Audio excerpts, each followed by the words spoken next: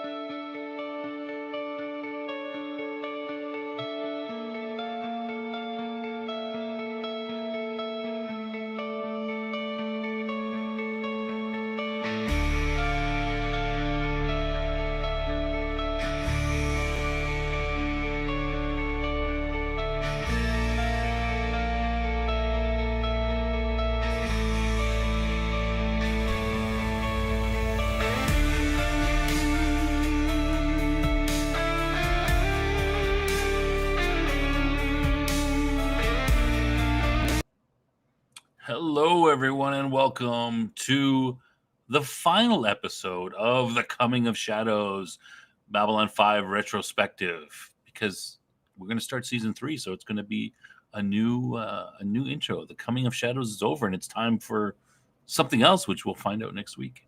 This week on the show, it is happy Thanksgiving Eve to all my American friends and to Cam as well. And so we're just doing a relaxed show. We're going to do a call in. People can come in and say what they want about season 2 or season 1 of Babylon 5. Whatever you want to talk about. We'll try to avoid spoilers because a couple of us in here are still virgins. So, we don't want to spoil those. But anything season 2 or 1 is fair game. Let's get started. Let me welcome, before we do, let me welcome my co-host, the man who is he's the heart of the show, the main blunt object or tool that we use around here. It's Cam. Say hello, Cam. Good evening. Happy Thanksgiving Eve to everyone. Happy Thanks American Giving Eve. You don't need to say American. Well, we had ours, Yeah, I know, but that's like month and a half. That's like saying, "Oh, look, I played Little League baseball." Like, who cares? What are you saying? Canadian Thanksgiving is the Little League to the American Yes, Major League? Is that what you're saying? absolutely. I don't think Thanksgiving has an eve like a league thing, but oh well. Wait, Snuggy's booing us already. Or Have me? you It's been? me. Oh, is he? Oh, we'll get to that. Have you been paying attention, Cam? Oh, I've been paying attention. Have you been paying attention to what's been going on in the channel? Oh, you mean 653 subscribers? We are jumping up. Look at that! Incredible. Mm-hmm. Incredible. Yeah, it's great. Yeah, things are just moving along. So whoever those almost 8 subs that we just got so recently, thank you. We appreciate it. And if you are listening right now and you haven't subscribed or liked, do us a favor, like and subscribe. We appreciate that. Would anyone like to hear a little behind the scenes inside baseball? About what? We just before the show, we were discussing a secret plan. I won't tell you what it is yet, but to launch the Sci-Fi Snob channel into the stratosphere, battling the algorithm. Yes. We're making an attempt, and of course, I'm doing all the hard work for it. So finally. And I will give a little more than a hint because I know the fans of this isn't the Top Lofty Lounge, but our other show, the Top Lofty Lounge, it is a segment that is very, very popular with the audience, and I hinted it at the beginning of the show here. I'm just going to give it away. It's about tools. It's tool related. Everyone get excited. I know that the audience loves when we talk about tools, even though it's kind of off brand for us. But It's tool We and like holiday tools. related. And oh, that's true. It's holiday related as well. Mhm. Um, yeah, all right. Yeah. Oh, I was looking at the analytics for the show Mhm. recently, Cam. I'm wondering if you might be interested in this. Um, uh, Gojira and Green Girl, if you're watching, come and watch our show more. Anyway, looking at the analytics. Well, first of all, we're doing pretty well. I mean, our you know of our watchers, 77. Oh, it's dropped a little bit. 77.9% of them are subscribed, so we're doing pretty good. Most people are usually under 50%, so that's pretty good. That's pretty good. I like that. But guess I'm just looking at the gender of our viewers. What do you think and of course, there's only two genders, male and female, according to YouTube. So, what do you think? What percentage of our audience do you think is male versus female? Cam, do you have any guesses? Well, I'm going to say it's above average, and that average usually Above being average. like 3% for many channels such as ours. So I'm going to say 15% 15% what? women, Males and versus female. females. So 15% female and 85% male. Yes. Well, that is a very good logical guess because YouTube is somewhere in the supposedly in the area of 80% male. More males watch it than females. Uh-huh. You would be wrong. The percentage of our audience that is male is 100%. What? According to YouTube, there are no females out there. Okay, well, which is why we need Green Girl and Gojira to get in here and at least feminize up the place a little bit. Maybe, I don't know, dust in the corners or something, because we are 100% male. That's what it says. Maybe Gojira or Green Girl's ears are burning, or Jeanette. Yeah, we've had women that's on right. the show, Jeanette's usually in the show, co-hosting the show. How come Jeanette? What?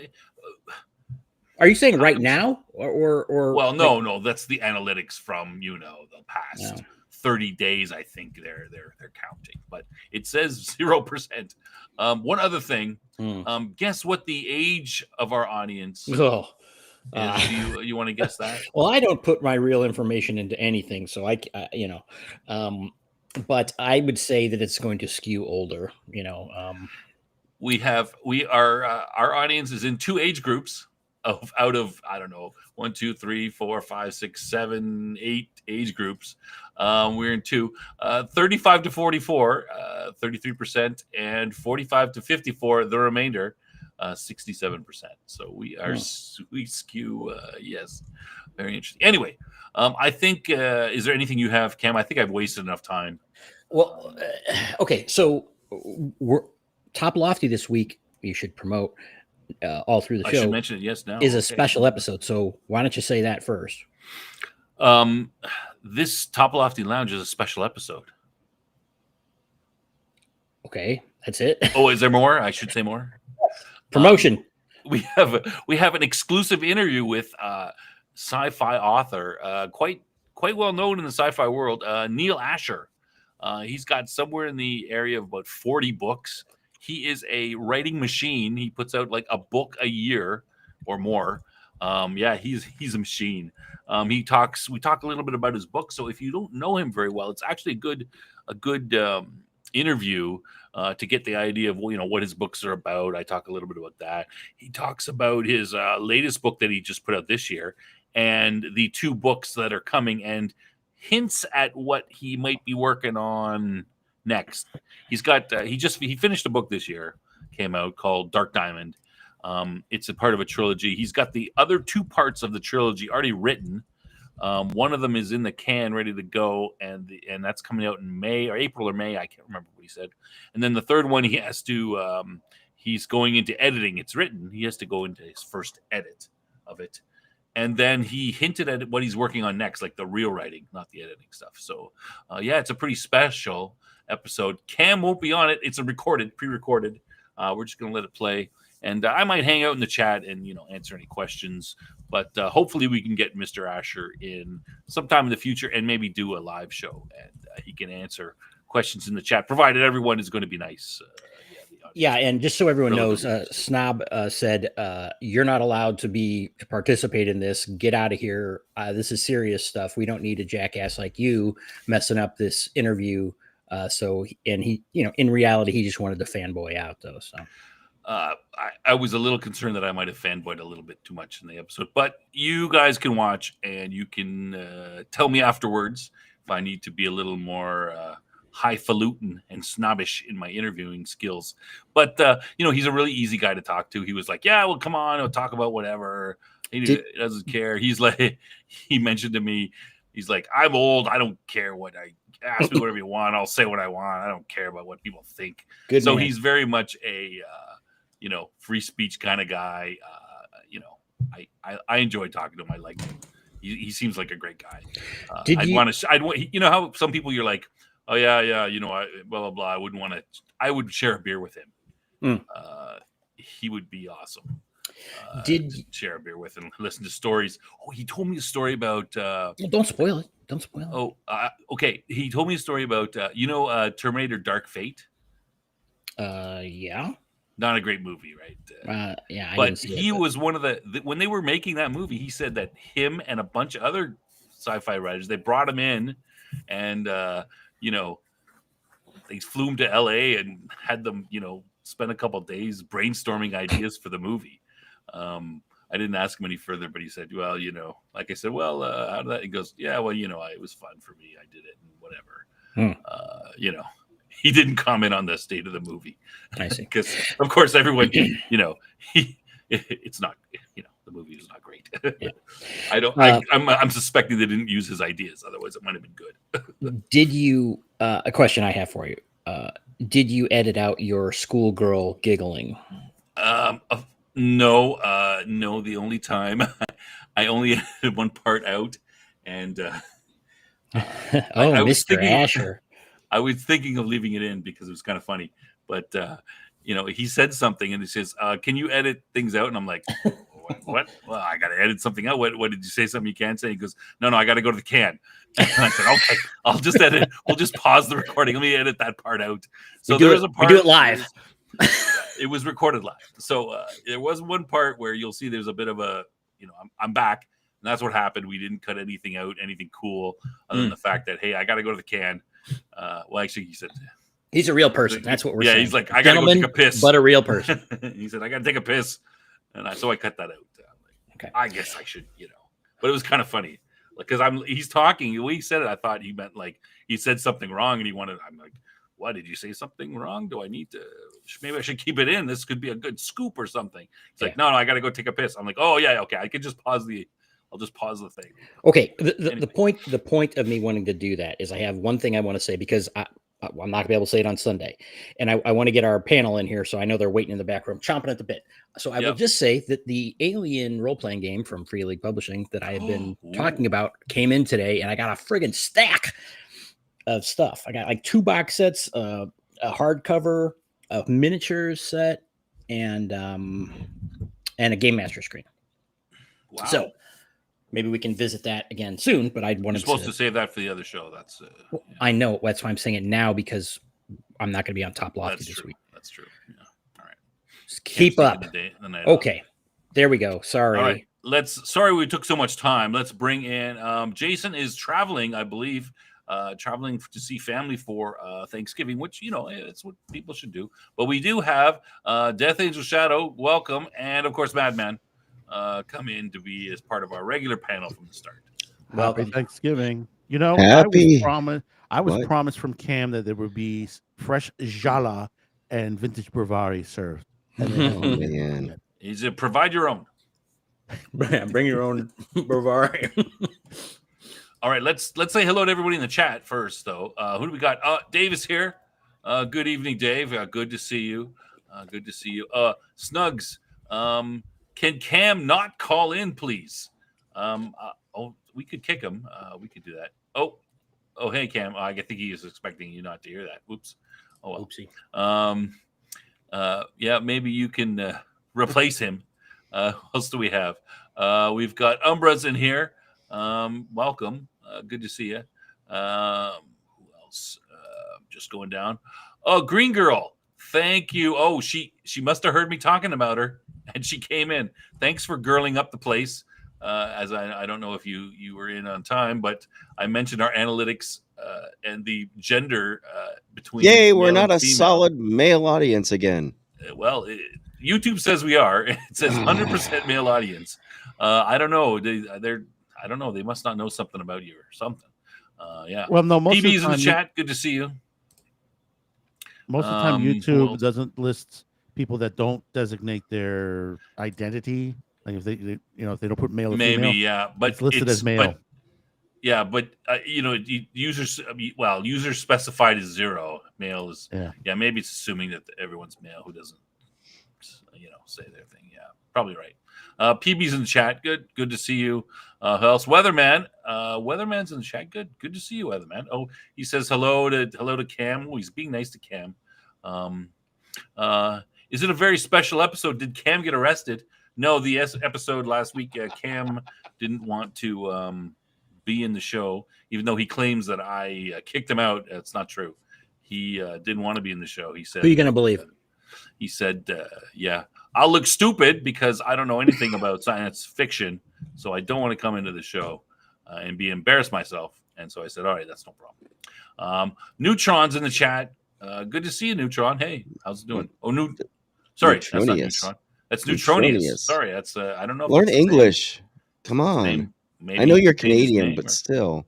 Is that change his name or is that a different person? I'm not sure. Yeah, and did I miss anybody? I think I have everybody. Sorry if I missed you. Yeah, and all our lurkers. 17 people watching. We appreciate them. So this show is going to be pretty loosey-goosey. We're going to talk about whatever. Is there? Oh, should I put the thing in the chat? Well, hold on. Yeah, let's make sure. Has everybody had everything to say? Let's see. Everybody has everything to say about what? Has everybody had everything? Have we talked about everything? Well, we do have a new show coming out on my channel. Well, promotions are usually.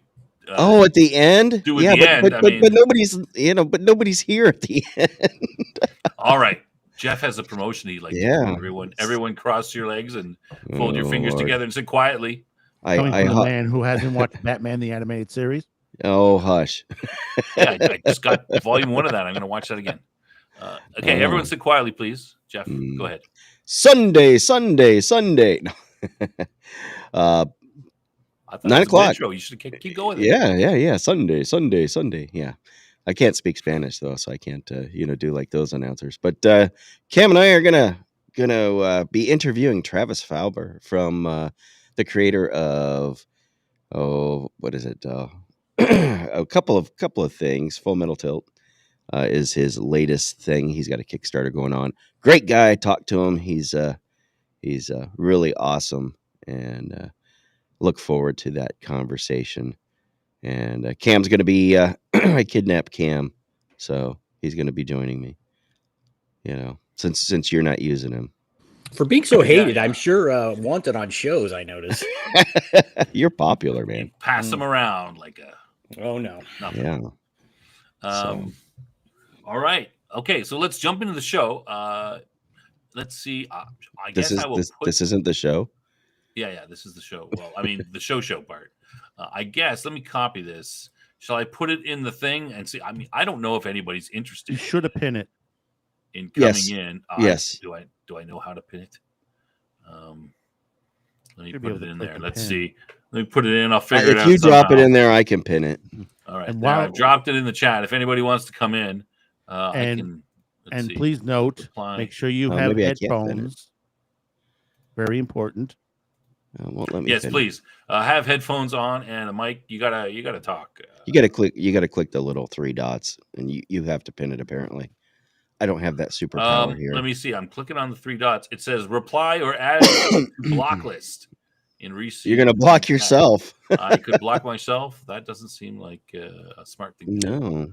Don't do that. So I don't know. I guess you can't pin it. You'll just have to drop it. I guess I can't pin it. We'll just drop it again. So if anybody wants to jump in, feel free, and I'll bring you in. The phone lines are open. Oh, they're ringing off the hook, i.e. nobody. And also turn down your volume when you come on. Turn your radio down, please. That's all right. All right. Well, we'll get into it anyway. I have a number of questions. Most of these are I give the props to Jeff. These are the questions he came up with that we could talk about for wrap up shows and stuff. And I think I'll just repurpose some of them. Speaking about season 2, the overall. Oh no, we kind of talked about this last week. Should we skip the worst episode? How about the most pointless episode of those episodes last season? What do you guys on the panel and in the chat and anyone who wants to come in think was the most pointless episode of the season? Oh, let's see. Anybody want to start? Oh boy, that's a toughie. Well, Madman, you like them all. I know I do, but there is. Okay, I think I mentioned some ones that I thought were not particularly. Yeah, you guys brought up one that I had not thought about. Well, I know some people didn't like Soulmates, but I don't think that was worthless episode. No. Pointless. Coming of Shadows, that one sucked. Oh wait! Oh come on! Boo. That was a great one. Yeah. Spider in the Web. Spider in the Web, is that one that's one you guys? That's the one with what's his name from the Warriors was on. Well, he was killed. Talia was in negotiations with a guy from Mars, and he got murdered. I guess Adrian Barbeau was in it. Yeah. I guess that makes sense, but episode 6, because the whole Talia storyline just kind of we saw where it went. It just disintegrated. Faded. She turned evil and left. Mm-hmm. Yeah, that did kind of. I mean, looking back, you think that it's going to be interesting, but then it's kind of it's anticlimactic. Imagine if they would have been like, "Oh no, she's still assigned to the station." It's like, I mean, what? that could make some hilarious moments. It's like she's doing a contract, she's just like zapping people's brains and crap. Yeah, and Thanos snapped her away. Mm-hmm. She fell through a trapdoor. Soulmates? I don't know. Was Soulmates all that great? It wasn't great. Yeah, but it did. It gave you the warning of that. Basically, of the that the agents of the shadows were gathering. Yeah. And I found it interesting interesting to find out about Londo and his 3 wives, how it works. I mean, I like that portion. Oh, Confessions and Lamentations. It was kind of a worthless episode. Yeah. At least the A plot was. With the Marcab, it's just like, we don't want to do their makeup anymore. We're just going to get rid of them. The deadly plague, they all die. Yeah. Well, no, that comes to the point. Remember what they said, that the last time that it happened was 1,000 years ago. Yeah, so that kind of puts the point, and that's when the shadows were around. And now here's 1,000 years later, the Marcabs are dying out again, and what's happening? The shadows are returning. Now they're all gone too, right? So that's a lot of episode to make one point. Yeah. So are the Marcabs that important that they have to die out when the shadows come? Like, are they going to defeat the shadows? Like, what's with that? No, it's you have highway signs to danger. When coming apocalypse, you always have the signs. Whenever you watch these movies and stuff like that, you have the as I say, the animals start acting weird. You get weird earthquake. These are the coming signs, and basically the Marcabs dying off the way they did. That's kind of a sign. Is that a sign? That's kind of a sign in the road. 7 signs, right? So whenever the Marcabs die off, that means that something bad is going to happen. So are they going to come back at some point? Are there any of them alive? Or I thought mentioned that there might be some on remote colonies or something. Colonies, but there is one more mention, but can't say it yet. But we'll be hearing that soon. All right, so I think generally we could say that season 2, as a panel, we're pretty satisfied to think that it's the level has been raised. Oh yeah. The bar is definitely higher. We had a big there was a big discussion about the worst episode last. Everybody had different ones, and there was a lot of that one's pretty bad too, and then that one and that one. Yeah, it's gone up a bit.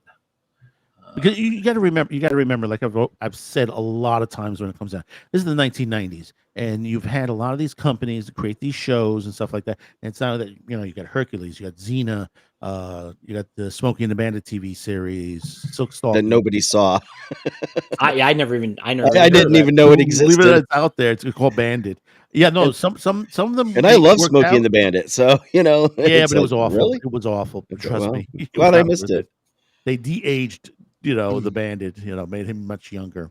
But the thing about it is, you had all these shows rolling out constantly, and Yeah. some of them made them into season 2 and 3 and beyond.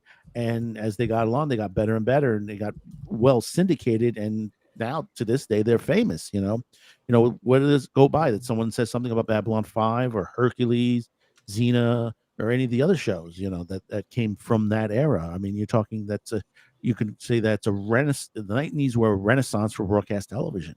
I mean, Stargate came out. The movie motion picture Exactly. came out in '94 in October. And a Yeah. couple of years later, the TV series was built. Yeah, '97. We hadn't fallen off the cultural cliff at that point yet. No, No, yeah.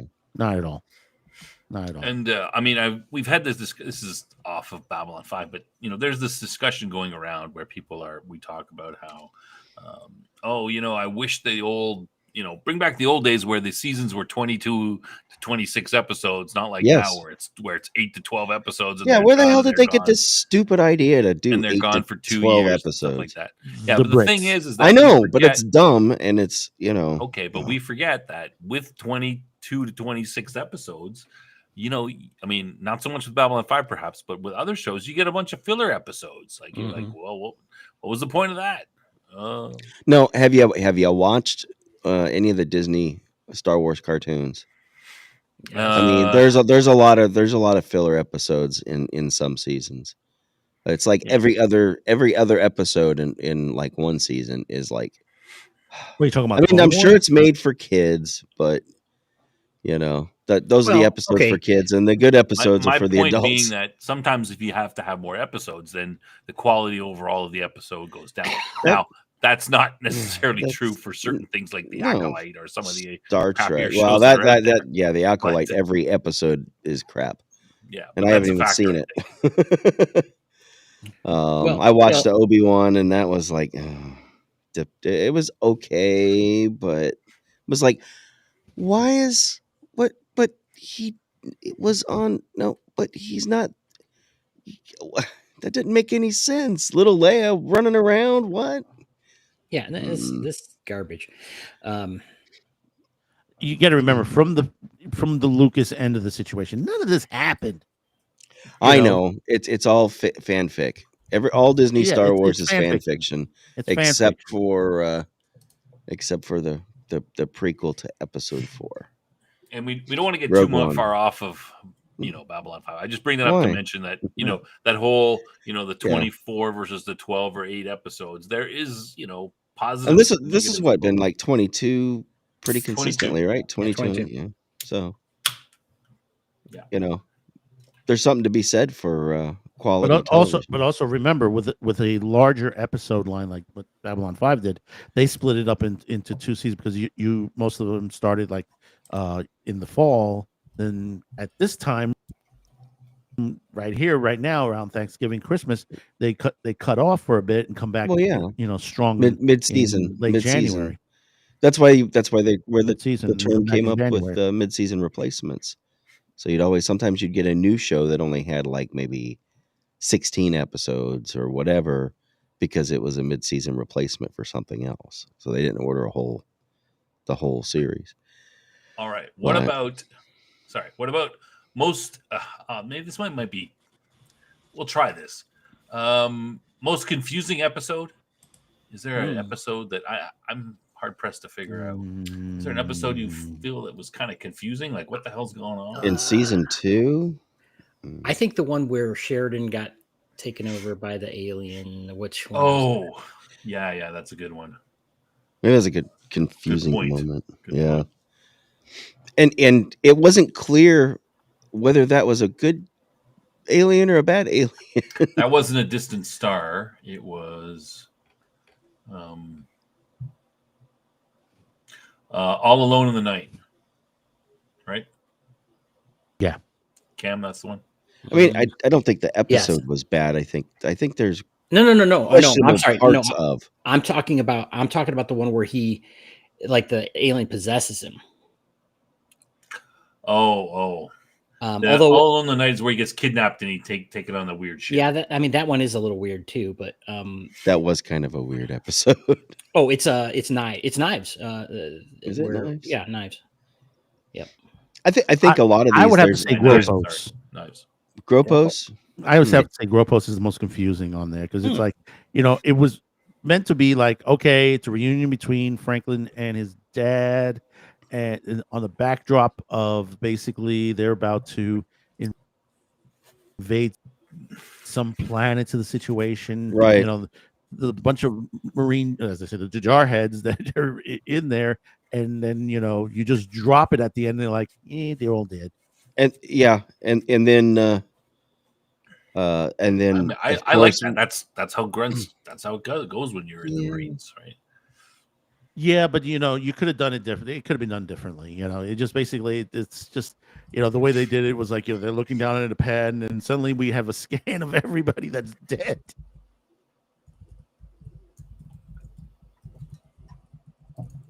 I think that's. Should I do the little thing with the hand? Dead.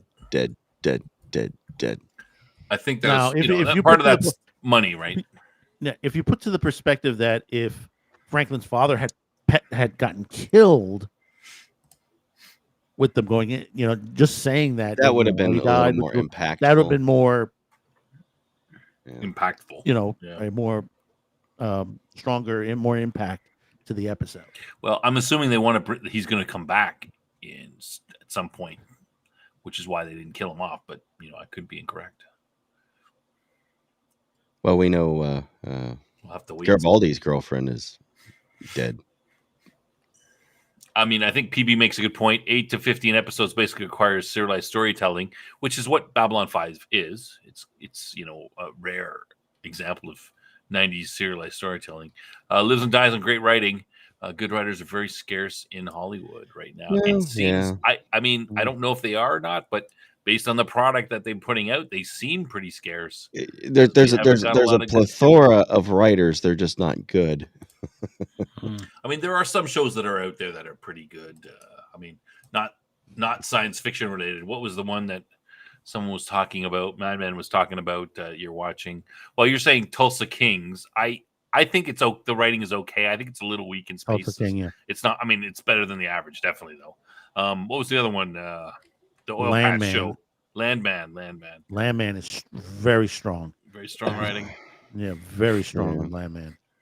Even though it gets a little insane at certain points, like the wife and the daughter are just they're the sex appeal to the show, but everything else is like it's very gritty to the show because it's about oil rigging. It's about the drilling of oil. Now for a word. It was an interesting way to present the show. Like as if you were watching a. In a way, and now for a word is sort of like a recap episode. In a way, it is. You always have those episodes previously where they just on like Babylon 5, similar to Stargate's Disclosure. Yeah, which they was like, but a lot of the like, Stargate episodes, those were really truly they were like flashback episodes. The whole episode was flashback. Those tend to happen when the writer strikes are going on too, because they're trying to throw shit together. That too. Well, that's what I was saying. Was it on my show on Mama Cafe that you had the writer strike with the It TV series, and you had the kids because the length of the strike, episode 4 to episode 5, it's like they had a growth spurt. The filming had stopped at episode 4. They had not started on episode 5 yet. It lasted a year, almost a year. Well, look at Stranger Things season 4 versus season 5. Were much older. My God, they're adults already. Come on, it took so long. Cam, thoughts on Now for a Word? I don't know. I mean, some of the content in it was okay. The stuff with the war and everything, but I don't know. It was kind of a trick episode. It was okay. It was okay. Yeah, I didn't have a problem with it. They're trying a little bit of a different thing. I appreciate that they're trying a little bit of a different format, and it did advance the plot in a sense because we got to see what was going on in the Narn Centauri War and push that along a little bit. Right. You're right. It's kind of recapping, showing who the characters are, but it didn't just do that. It wasn't just like a flashback episode or something. They did push things forward a little bit, so I appreciate that. Yeah. I think PB's got a good point here on GoPros, excuse me. Yeah, they all died. It was very impactful. Happy ending versus dark ending. I mean, I like that. It shows you that, hey, things are not all great. Okay, well, let me challenge you on. Is it impactful to have characters you just met die? Well, I mean, I would say Garibaldi had a thing with one of them. Yeah, that's really where the possibility comes in, is that their interaction with the main character, the regulars, and so we're seeing it through. Yeah, well, we're seeing it through those characters, right? It's like it's only impactful if we believe, or if the relationships are credible, within the show. Mixed bag on that, I'd say. Where's Sheridan's girlfriend? Delenn? Oh, yeah. What? Yeah. What? And then whatever happened to Sinclair's girlfriend? How many episodes was she in? Like 3? I think 2. 2? Maybe 3. Yeah. 2 or 3. Well, because there was the one where Jakar had to go save her. Got her saved. And then she showed up in the last episode, right? Yeah, and that's like it, right? And maybe she moved to Minbar with him. Who knows? And the thing about it is the original before they threw the trap door in, she was supposed to be in throughout this season. Oh wow! So, well, it would have been interesting if she was. She was supposed to be main cast for the rest of the series. Catherine Sakai, we barely knew you. Alas. And just to let me know, we still have the phone lines are still open. If anybody wants to jump in, yes, please. You can jump in. PB, come on in. Snugs, I'm not keeping everybody. I'm not keeping all Dave? The hordes out. No one has decided to come in yet. We don't even care if you have an avatar. You can just have a little letter up there. That's don't fine. Have to show your face. Yep. You're on telepsychic. If you want, feel free to come in. Okay. Zahadum.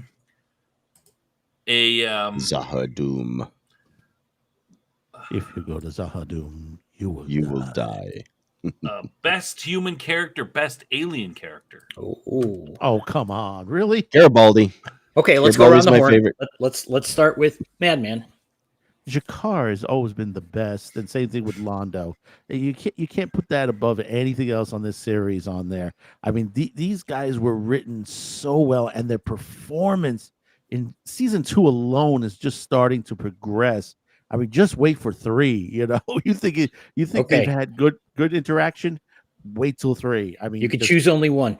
Jakar. I could choose only one. Okay, I would have to say Jakar. Okay, let's do the aliens. So, okay, you say Jakar. Jeff. Purple? No.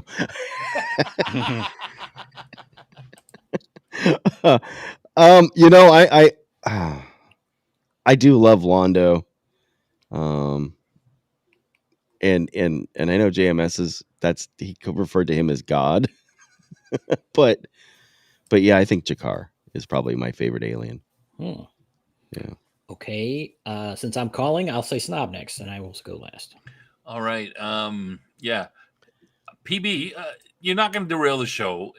There's no rails. We're off the rails. It's just going all over the place. You can't derail the show. Yeah. Come in and ask questions. We literally have no order. This is what the show's about. It's a call-in show. People are supposed to come in. Evening Outpost Nerd. If anybody wants to come in, it's in the chat. Oh, Outpost should come in on this one. Yeah. Okay, so we discussed this. We kind of discussed these characters last episode, and I was on the Londo side, and then we talked about Jakar, and I was almost convinced to go over to the Jakar side. I'm going to stick with Londo. You're staying on the dark side. I'll stay on the Londo side, but the shadow side. It's really, it's very close, and it is almost, it was wasn't as close before, but then we talked about Jakar in detail, and I'm like, oh yeah, that's a good point about him. But yeah, I'm gonna stick with Londo. Cam. All right, Cam, what does Cam think? I'm gonna say Londo. He's not my. I mean, if I had to name my favorite alien, I think it would be Lanier. But Londo, we're not seeing Lanier shine quite yet. So Right. I think Londo has got to be it. Like Madman was saying, the performances are. I mean, he doesn't get the credit he deserves. I mean, who is like, oh, that Peter Jurasik is so great. I mean, nobody's out there singing his praise. Of course, it's a long time ago, but even at the time, it wasn't like he was a household name or something. But his performances are worthy of way higher praise. Just fantastic. Yeah, and I think it's really close between him and Yeah, Jakar. they're both. I won't argue that Jakar isn't. And they have a great. I mean, the way they bounce off of one another is pretty amazing. Yeah, you know what? I'm surprised they don't have more interaction. I mean, they do have these kind of iconic interactions, but they really could have made more of that. They could have had bigger debates and things between them, and there's very few thus far. I mean, I shouldn't say very few, but they're not very long. The ones that they've had though have been pretty. Yeah, agreed. So. If I was JMS, I'd be falling all over myself to put those two guys on screen at the same time and let them have at it as much as you could, just as much as possible. Yeah, let them. Yeah, JMS was not big on ad lib though. I don't think. No, but I mean, you know what I mean. Even if you write what they're going to say, they can bring something to it. Actors are going to be actors. Yeah. Maybe one of these days CGI will be good enough to replace them. Okay. Somebody wants to come in. Okay, well, let's finish this question, and then we can go to that. And let me say that we can get up to 10 guests in now, above our 6. So don't be afraid. There's 4. There's going to be 5. There can be more. I mean, it's not. Lots of space, lots of spaces. Okay, we're gonna have to keep going around. But okay, human characters. I'll go first since I went last for Franklin. Clearly the best human character. Absolutely.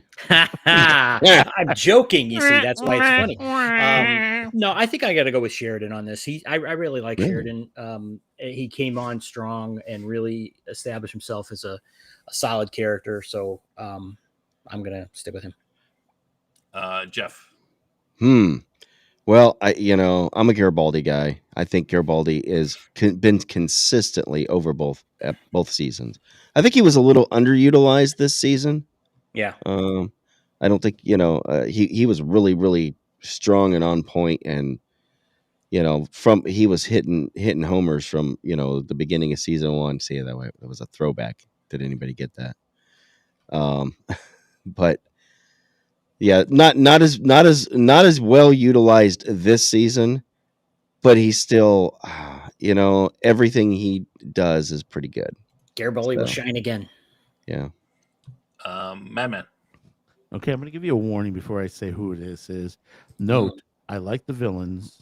I think they always driven the show. Bester. So, yeah, you know me. I have to say, Al Bester, played by Walter Coney, happens to be, very well done. I mean, the guy is just. Did he ever find those nuclear vessels? He comes in, completely different from Chekhov. He comes in and he's just like, almost, poetic in certain ways. I mean, you kind of expect to hear the theme song, the theme from the Master first season in Doctor Who every time he enters a room. If you ever heard that tone. That comes on every time the Master shows up, and that's Al Bester. He comes in, he's like, hey, and then he goes, oh, you don't care for me. Well, I don't give a shit. At that point, but I've always liked his character. Yeah. All right. I'm gonna say, I'm a Garibaldi fan too, but he didn't do much this season. He had to, what he did was good. It's got to be Sheridan simply because he started off in a coma. Yeah, so there you go. So he didn't do much. Yeah. So I got to go with Sheridan.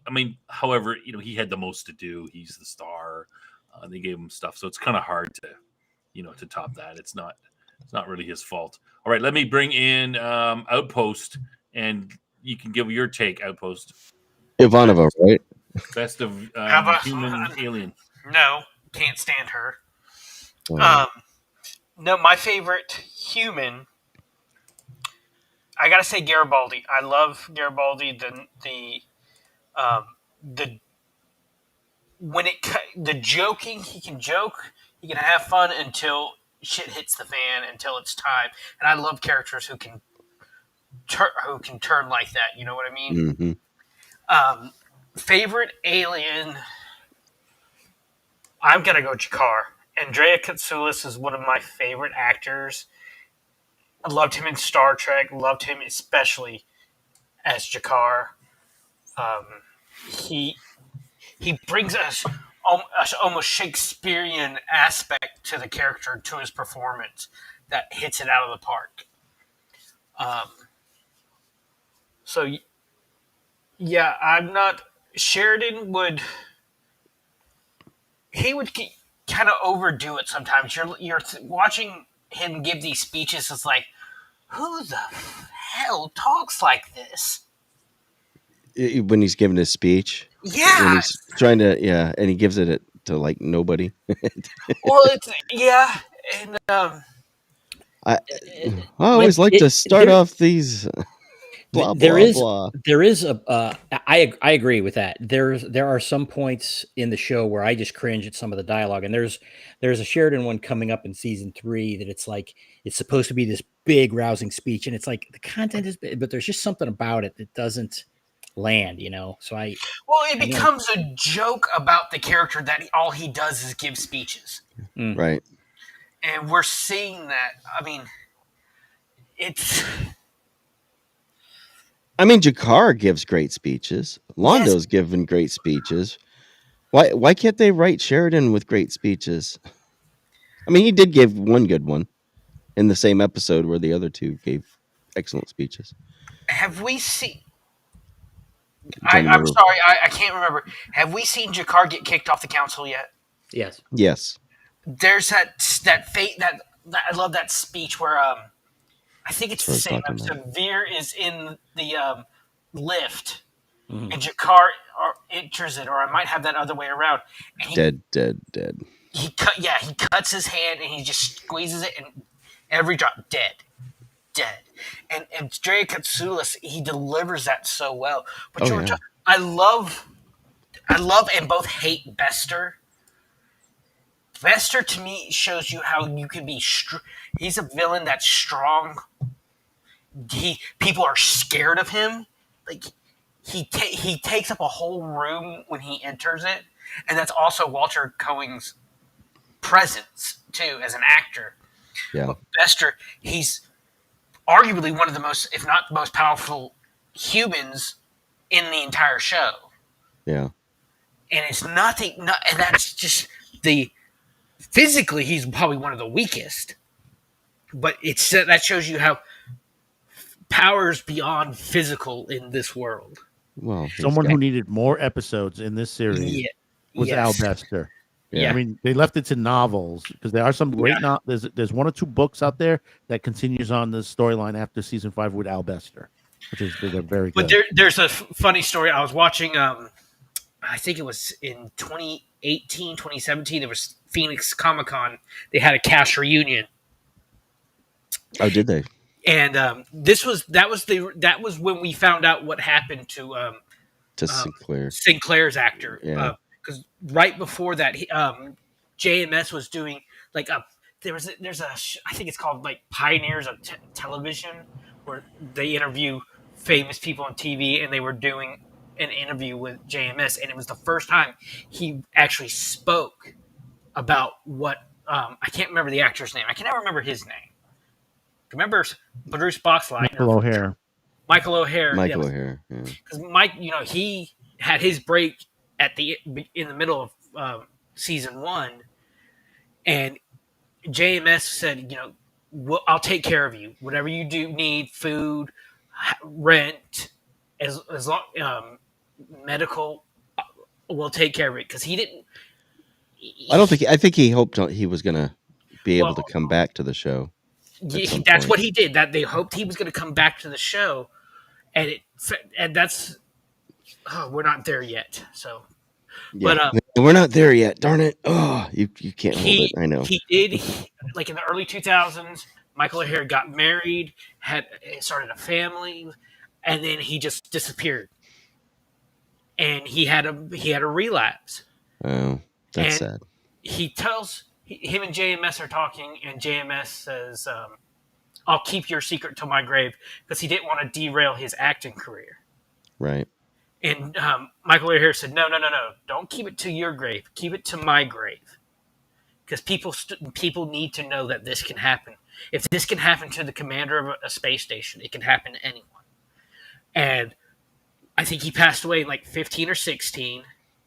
And then at Phoenix Comic Con, JMS spoke out about the story, and it was revealed why he left. But there's a story during the reunion where Garibaldi's actor, I can never remember his name either. I'm terrible with names. He was talking about they have science fiction royalty on the show with Walter Koenig, whatever, Koenig. And when he came in for his first story read, Garibaldi's actor stood up, saluted him, and says, "Ladies and gentlemen, we have a superior officer on deck." Because because of his royalty in Star Trek. Chekhov was one of the more underused characters in that series, in my opinion. I agree too. Yeah. Let's go on to what about how about sort of the similar question, but not of the principles. And I guess I don't know. I guess we would draw the line at the between Veer and Lanier, put them on below the prince, technically part of the principles. Yeah, but they don't really get as much screen time. So I don't know. Maybe Veer, Lanier, put them on the other side of the line. That's another tough choice. Best and worst characters, not of the principles. The Jakars and Ivanovas and Garibaldi's. I guess Franklin would go on the side of the line too. With the piece of principle. You think he wouldn't? He's a principal. Yeah, he's probably my least favorite human for principal. No, non-principals, non-principal actors. Okay. But let's. I was gonna say let's start with Outpost Nerd. Latoth, the Jakar's aide, I liked her, and I really wish they would have kept her more. She was the, I think it was this season, wasn't it? She comes in. No, season 1, she was very strong. We saw her once in season 2, and it was a different actress. And she wasn't as good. She kind of stood there. She wasn't as strong. Well, I think they wrote her off after, basically. So we never seen a Toth again. Well, at least not in the. We don't know that. Not no, in we haven't 2. done there. Okay, Madman. Are we saying best or worst of secondary characters, or worst of secondary? Sure. Okay, I gotta say worst has to be Warren Keffer. Yeah, yeah. I was gonna say Keffer is the worst. I mean, it's like I said, JMS said, I don't like pilots. I mean, literally, you threw in the pilots. How many times you're gonna show an episode where they have to use the pilots in there? Not every episode. So why is he there? He served his purpose to kind of the warning of the shadows. To build up the shadows, and then when that was very done and shadows were revealed, boom, he was out of there. That's it. Yeah, because there's other important things coming forward, and beyond this, and Warren Keffer wasn't not up to there. Best as far as the characters is between Veer and Lanier, it's just man, I can't like really them both. choose. Yeah, I mean, I'm a person. I like them both, but if I have to choose between the two of them, I gotta say Veer. I like the Centauri, and I thought we weren't allowed to pick them, but yeah, I think Lanier. He's pick whoever you want. Yeah, Lanier is the better secondary character out of all of them. They both of them are growing. And I love that scene. I mean, that scene with them at the bar. It's like tough morning. Tough day, tough year. You win. So we warned them. They never listen. And you know what? What it's something happens later on with someone that just I wish I'm not going to say it, but it'll blow hold your it. mind. Hold All it. right, Jeff, go. Jeff. Let's see. It is a tough call between Veer and Lanier. I think It doesn't. You don't have to use those guys. You can. no. But they're the most well known. Yeah. What about? Yeah. Let me just. Hey, For the- what about Zach? Yeah, I don't like Zach. What about Zach Lita is- Alexander? Oh, yes. The one episode the telepath being thrown in. I mean, don't. No, that was don't forget- cool. I liked. Don't I forget liked some of the Make the, your choice, the sir. guest stars. Jeff, Lita make was a choice. Stand up. Lita was married to JMS at the time. I think. So- Yeah. Linear. You know, I see, think. Lita returning, at this point. That's why I didn't mention her. I like her character Patricia going forward Thomas later Hahn. on, but it's too early to say it at this point on season Yeah. 2. There's a couple other characters. You could say, but some of them are still developing. Yeah. Jeff, what are your choices? I think I'm going to go with Linear, just barely above Veer. Okay. Because- What about worst? Kefir. Okay, well, I'll make it easy then. I will also say Kefir's the worst. And not that I don't like. He didn't the have actor anything to do. Right. We know why. We discussed why. So Yeah. and I'm going to go with Lieutenant Corwin as my favorite other one. And maybe I'm getting a little ahead of myself, but I'm going to stick with it. Okay, it's not. Corwin is the minor guy, right? Who's the bridge officer. he works in CNC. yeah, he's like, I love working here. Ivanova's nice to all of us. What's the name of the guy that is like Garibaldi's not his number Lou. one, but the Lou. I like Lou. Lou would be kind of. Did we see Lou in season 2? Yeah, he was in because he was in Gropos for sure. Yeah. Yeah, Lou Lou is- is he's- another one that's underdeveloped in this series, which Yeah. ends up in the novels after season 5. You know, Lou is Don't like forget a Security typical Chief like Zach Allen. Yeah, security. Is he like security Corwin's one. lieutenant? What is Zach he? is not. Zach is not. Zach is pretty much just a security officer or security. He's not really anything Yeah. yet. I like Lou better than Zach. Does anyone remember the name of the woman who brought the conspiracy to Sheridan and warned him? I don't remember her name Her name. or her code name, whatever it was. Maybe she didn't have one. We can't. Yeah. You talking about the Centauri woman? No, she was human. She very beginning of the season, she came in. She goes, "Hey, there's a problem." General Haig passed on a bunch of information to Sheridan. Yeah. Okay. Yeah. She was kind of. I don't remember. I don't remember What about Rifa? Oh, okay. We're not quite there yet. Interesting choice. Well, Or you could He's say been more in than a couple two. of episodes. Lord Rifa. Yeah, but we've only seen him a couple times. I mean, he's Yeah, not. yeah. Well, he's a Yeah, minor he's a character. snake. He plays a good snake. He's the snake, but he's still developing. Also, He plays a good snake, I guess. trust me, season 3. Zathras. Janeway. Zathras. We didn't see it. I don't think we saw him in this. No, No, that's- we heard reference to him. We heard though. reference to him, but we didn't. we have reference. Yes, So he technically was. So he Foreshadowing. might come back. Yeah, we may still see him. Zathras. War leader Justen, Jakar's uncle. Well, Okay, we're just going through a list of you're people. going I'm to throwing the these. I'm lead. throwing these in there, you're you guys. going Like, to Okay, the question was favorite and least favorite, right? Not how many so you can don't name. Don't forget these guys. They could be, Stick to the script, snob. Yeah, script. What script? There's no script. there are no rails or All right. roads. There are no rails. Where we're going, we don't need roads. where we go. Oh God, he Jakes.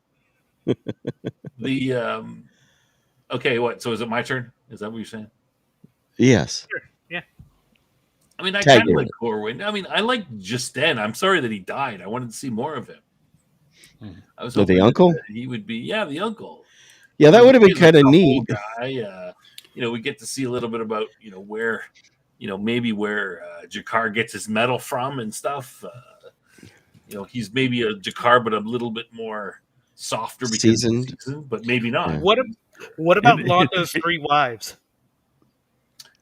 Yeah. No, No, one likes that. I'll tell you who Jeanette likes Her is mom is was my favorite one because what's her name? You see her. You've seen her name Jan Carr.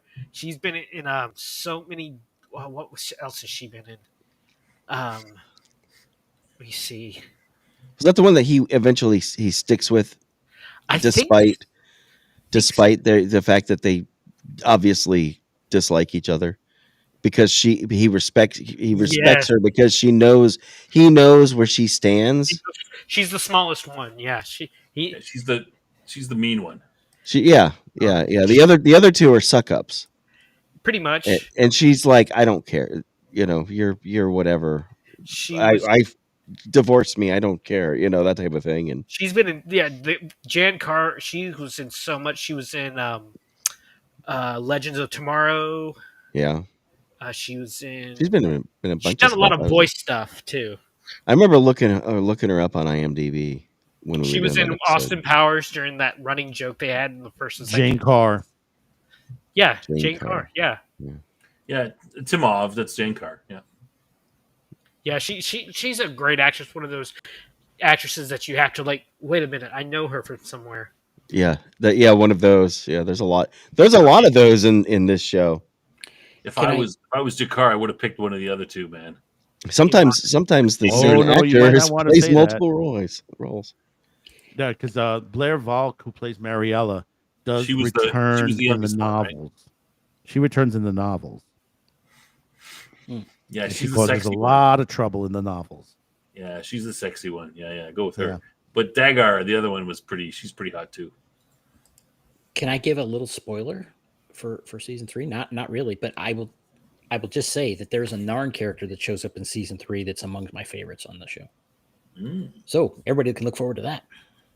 And the Narn, There's more Narn people. Narn, they're all dead. Good. They're not extinct. Yeah. No, that's the macabre. Well, we'll see. They see what kind of role they play coming up. Mm-hmm. It remains interesting. Let's just say that. All right. Are there any more ships? There's only one ship left. Well, there could have been. The Vorlons or the Shadows?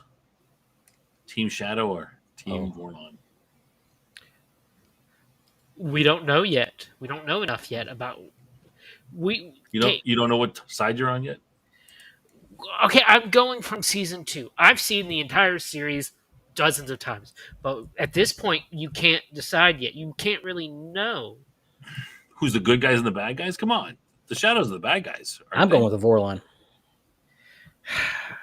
What do you want? Who are you? Yeah. Remember those two terms. Always remember those two terms going into season 3. See, it's not black and white. This is what I like about Babylon 5 over most other not Star Trek, so sci-fi shows. And nothing is black and white in this show. It may seem black and white now, but things change. We'll see later that maybe they're not. Maybe who we think are good are not the best. I know what he's trying to get. He's trying not to give too much, but let me interject to this. Both the Volons and the Shadows, we know nothing about their races other than what has been portrayed so far. The Volons have been mysterious since the actual movie itself. And then now we have the Shadows, who are just to that same situation. We don't know. What are they? They've been around a long. All we know is that both these races have been around a long time. Yeah, and I'm putting the link in the chat again. We've had a couple more people come in. Listen, we've got enough for here. Yeah. We've got enough for 10 people on the show at any time. Yeah, we're only half full here. We're half full. I mean, if anybody wants to come in and give their thoughts, the only thing you need is a mic, and a headphone.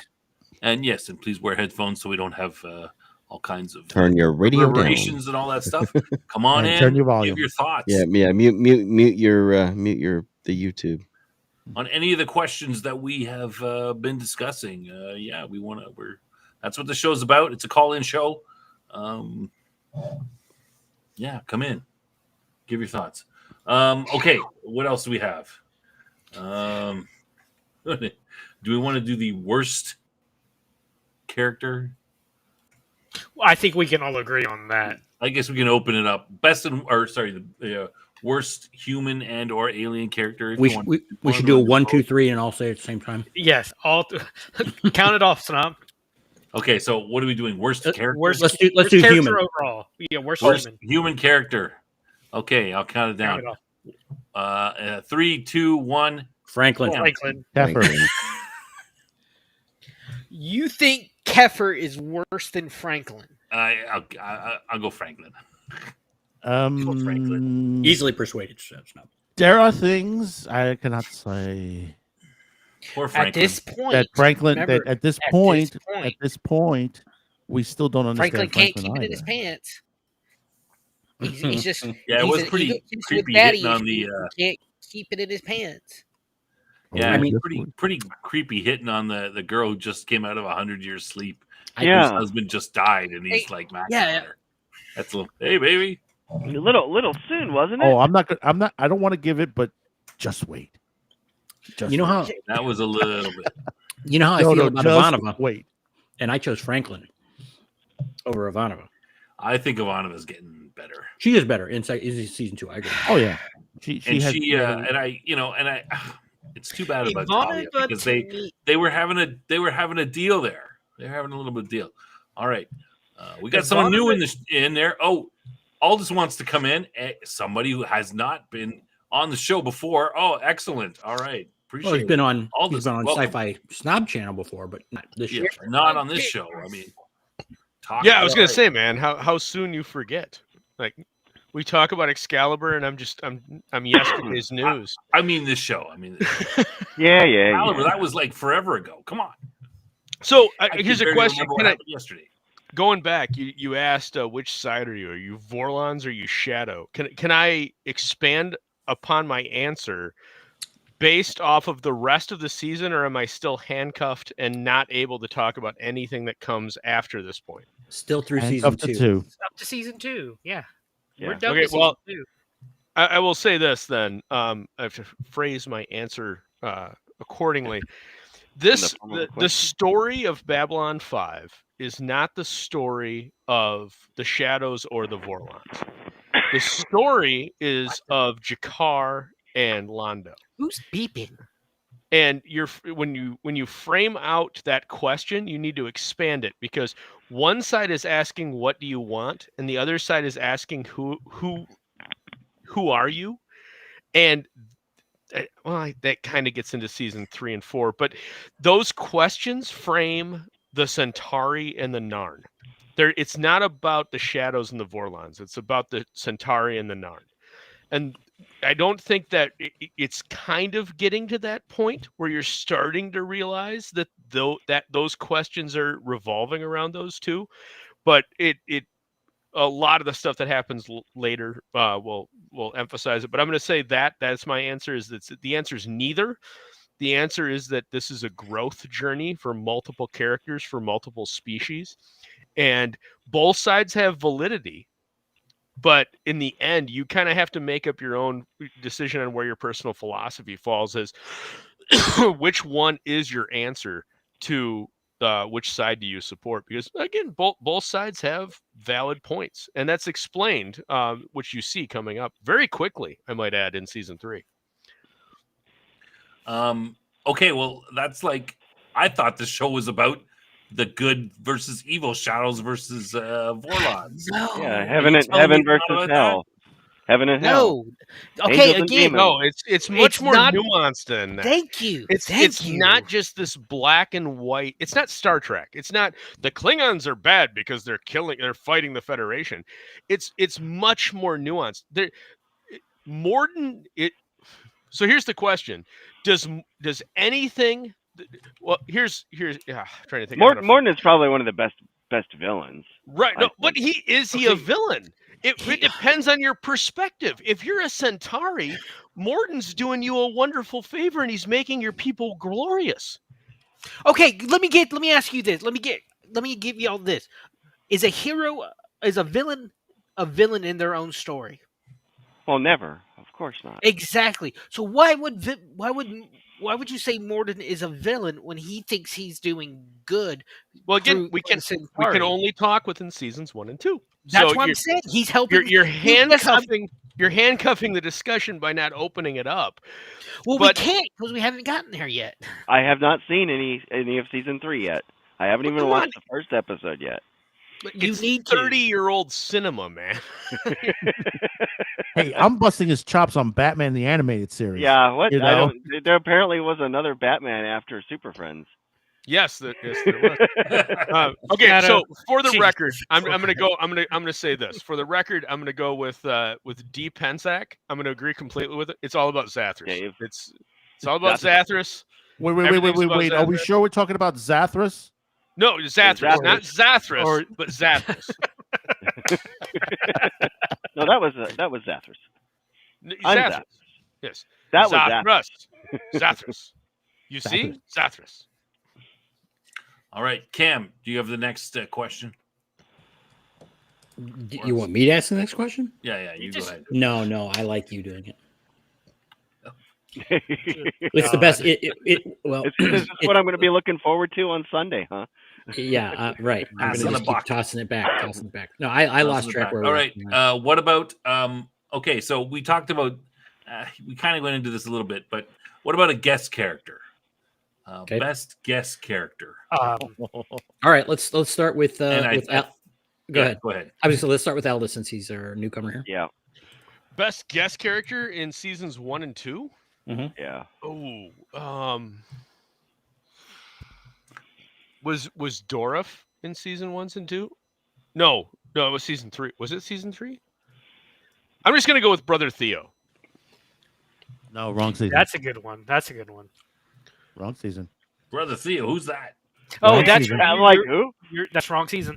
We're not Is there that the yet. wrong season? We've had Dwight. We've Wrong had season. Dwight That's Schultz. season 3. Dwight Schultz was my favorite because I love. Okay, then that's a good one. I'd go with it. If I can't pick Dora for Brother Theo, then I've got to go with Dwight Schultz. Okay. Yeah. Dwight Schultz is an amazing actor who. He nails the crazy guy. Yeah, he does.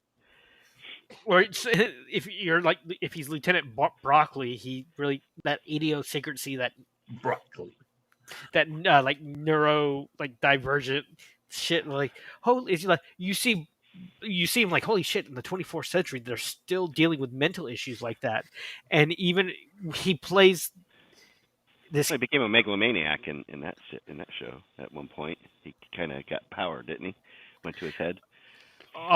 He was basically hijacked by an alien probe, so that's what happened. Yeah. And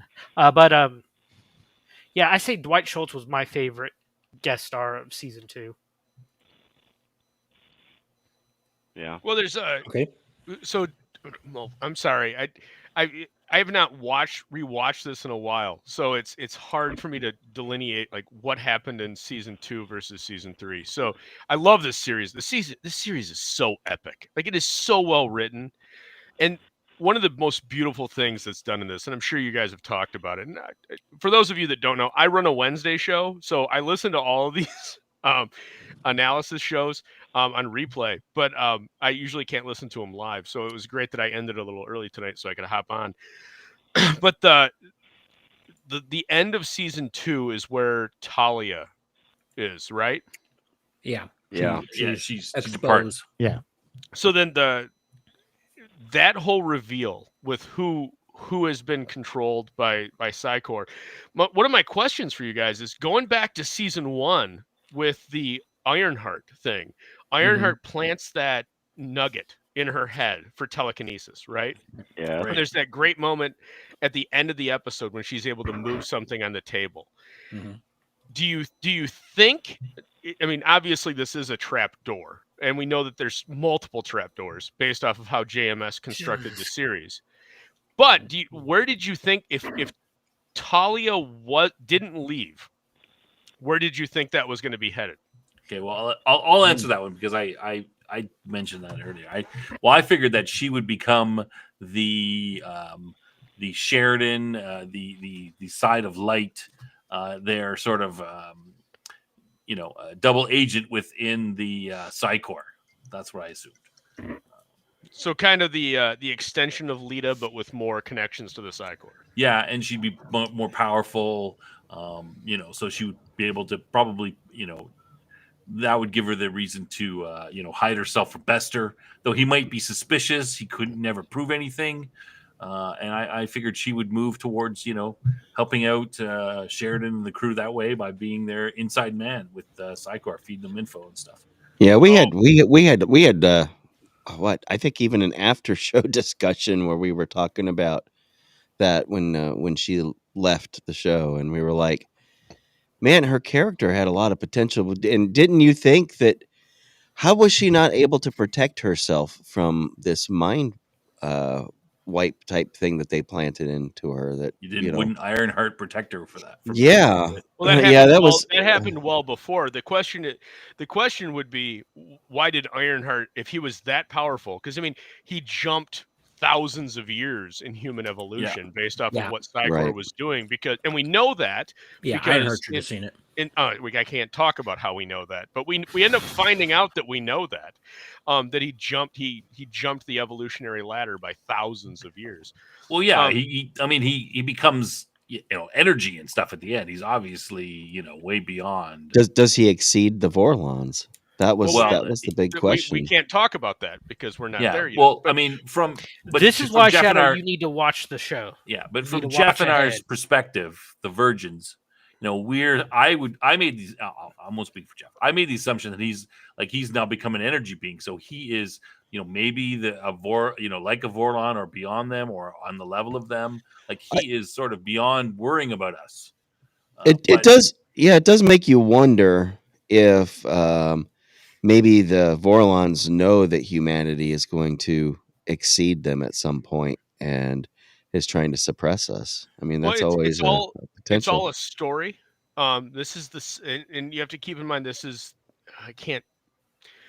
not the first story that all of this has happened. We know that, right? Based off of what's been said. If you tell me all of this has happened before, right? All of this has happened before. It's just a little bit of history repeating, and we know that because the Minbari were around. They were they were just emerging, at the last Shadow War.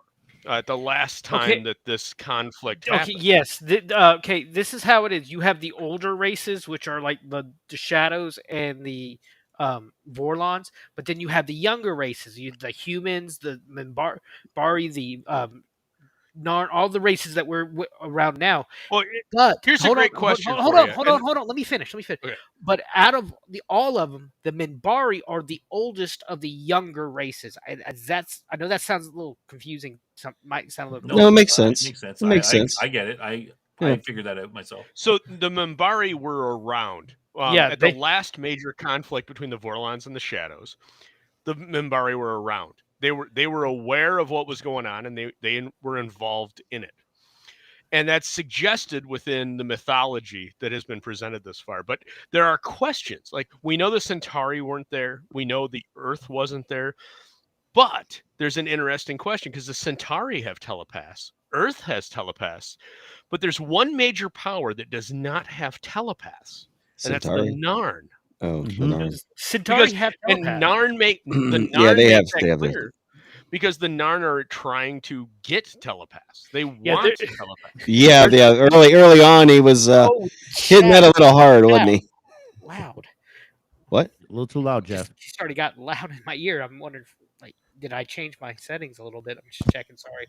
No, there's a funny scene where I think it's with Jakar and Talia. He asks to basically mate with her so he could gather her genetic material so that they can try to develop psychics for Narns. Yeah, but now the Narn do know something about this because they have in their books in the book of Jaquan. So they have hints of this. Yes. because again, all of this has happened before. No, And no, no, no. the answer to why the Narn have no telepaths has already been presented. No, there's a thing that all this is okay. It's kind of like the ancient alien theory that we see a lot being pushed around. That's what the Narn saw all these they saw the shadow vessel as this demon. That's what it says in the book of Jaquan. This Well, in, but hold also on. remember, going back, does Let- I'm sorry, continue, Cam. I gotta check and see if the episode that I think happened in season 1 or 2. No, Outpost Nerd, not me. There's a remember when we we saw what's the Vorlon? Kosh, Have we seen him out already? that's what I'm Yes. checking right now Yes. because Yeah, that's, that happened. yeah, okay. yeah, That's yeah. season Yes, 2, that- episode that's the 22, finale. Fall of Remem- Night. Right. Everybody Remember- sees. Go ahead, Cam. Sorry, I'm walking over. It's me. It's Nerd. Nerd. Sorry. Outpost nerd. Yeah, we see the Vorlon as the spiritual figure in almost every major religion. Londo, I think, doesn't see it because he doesn't believe in it. Because he's very. I'd say Londo's almost agnostic in a way. Well, he's a polytheist, but he's he doesn't believe in it. it's all lip service for He's him. sort of like Yeah. Roman, that they believe in many Yeah. different gods. You know, That's the there's like thing, though. But even then, 100 gods. other Centauri saw their god when Kosh was out and No, about. no Centauri saw anything Right. that was present when Kosh exposed himself. The Drazi saw their god. Yeah, The Narn saw their god. All of the Earthling, everybody from Earth saw an angel, and Right. everybody except the Centauri saw something. No Centauri that was present saw anything. Well, I think that Snob and I had this conversation, and what I posited was that it's because of the brain trying to comprehend something that's beyond comprehension, and because he couldn't, that's why they see what would be, they would pick as an angelic or a that type of being. Londo, yeah, I don't think he saw anything because I think he's covered by the shadows. He's got a veil of shadow over him, so he's blinded to that type of thing. The question is, what did he see? he said he saw nothing.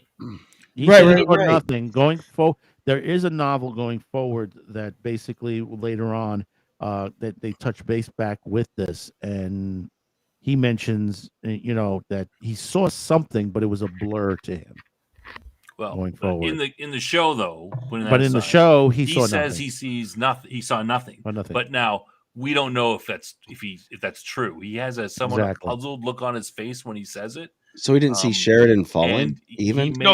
he sees Sheridan falling, and then he sees Sheridan just descend slowly to the ground. He sees nothing of Kosh. I mean, but if you saw Sheridan descending slowly to the ground, That's okay.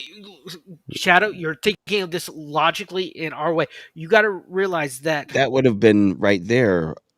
Crap, he doesn't I'm on the wrong side. understand what he saw. He saw Sheridan fall. He saw the explosion. He doesn't know when when other people are saying, "Oh, well, an angel saw this," or a divine being saved Sheridan. Londo's like, I didn't see anything. I don't know how he got on the ground. Yeah, go back and look at that segment in the episode and look at Londo's reaction. And I've said this throughout this. Reactions, the eyes and everything gives the context of what's going on. Isn't there it looked like he was squinting, He's wasn't looking up. he? He's very puzzled. Yes, He's like, what are they looking at? What are they seeing? I don't see. If I may, if I may, I think the thrust of it in that episode at that moment was kind of indicating everyone else is having a religious experience at some point, and that it's Londo is not at this point capable of such a thing, and Right. maybe to a larger extent the Centauri aren't. Right, and Yeah. this is so hard having. I love this series. I've watched it so many times. It's so hard, like pigeonholing me to only talk about seasons 1 and 2, because it's such a great setup, and you get an answer. And that's the great part about this series. Like, you get answers to almost all of your questions. So my thought, like as a virgin watcher, not seeing it before, seeing that thing that Cam is talking about, Lando's got puzzlement on his face. We don't know. He says he didn't see anything, but we don't know. He's not he'll lie. So he either sees, he sees nothing, or he does whatever he sees. He's not sure what it is, so he says it's nothing.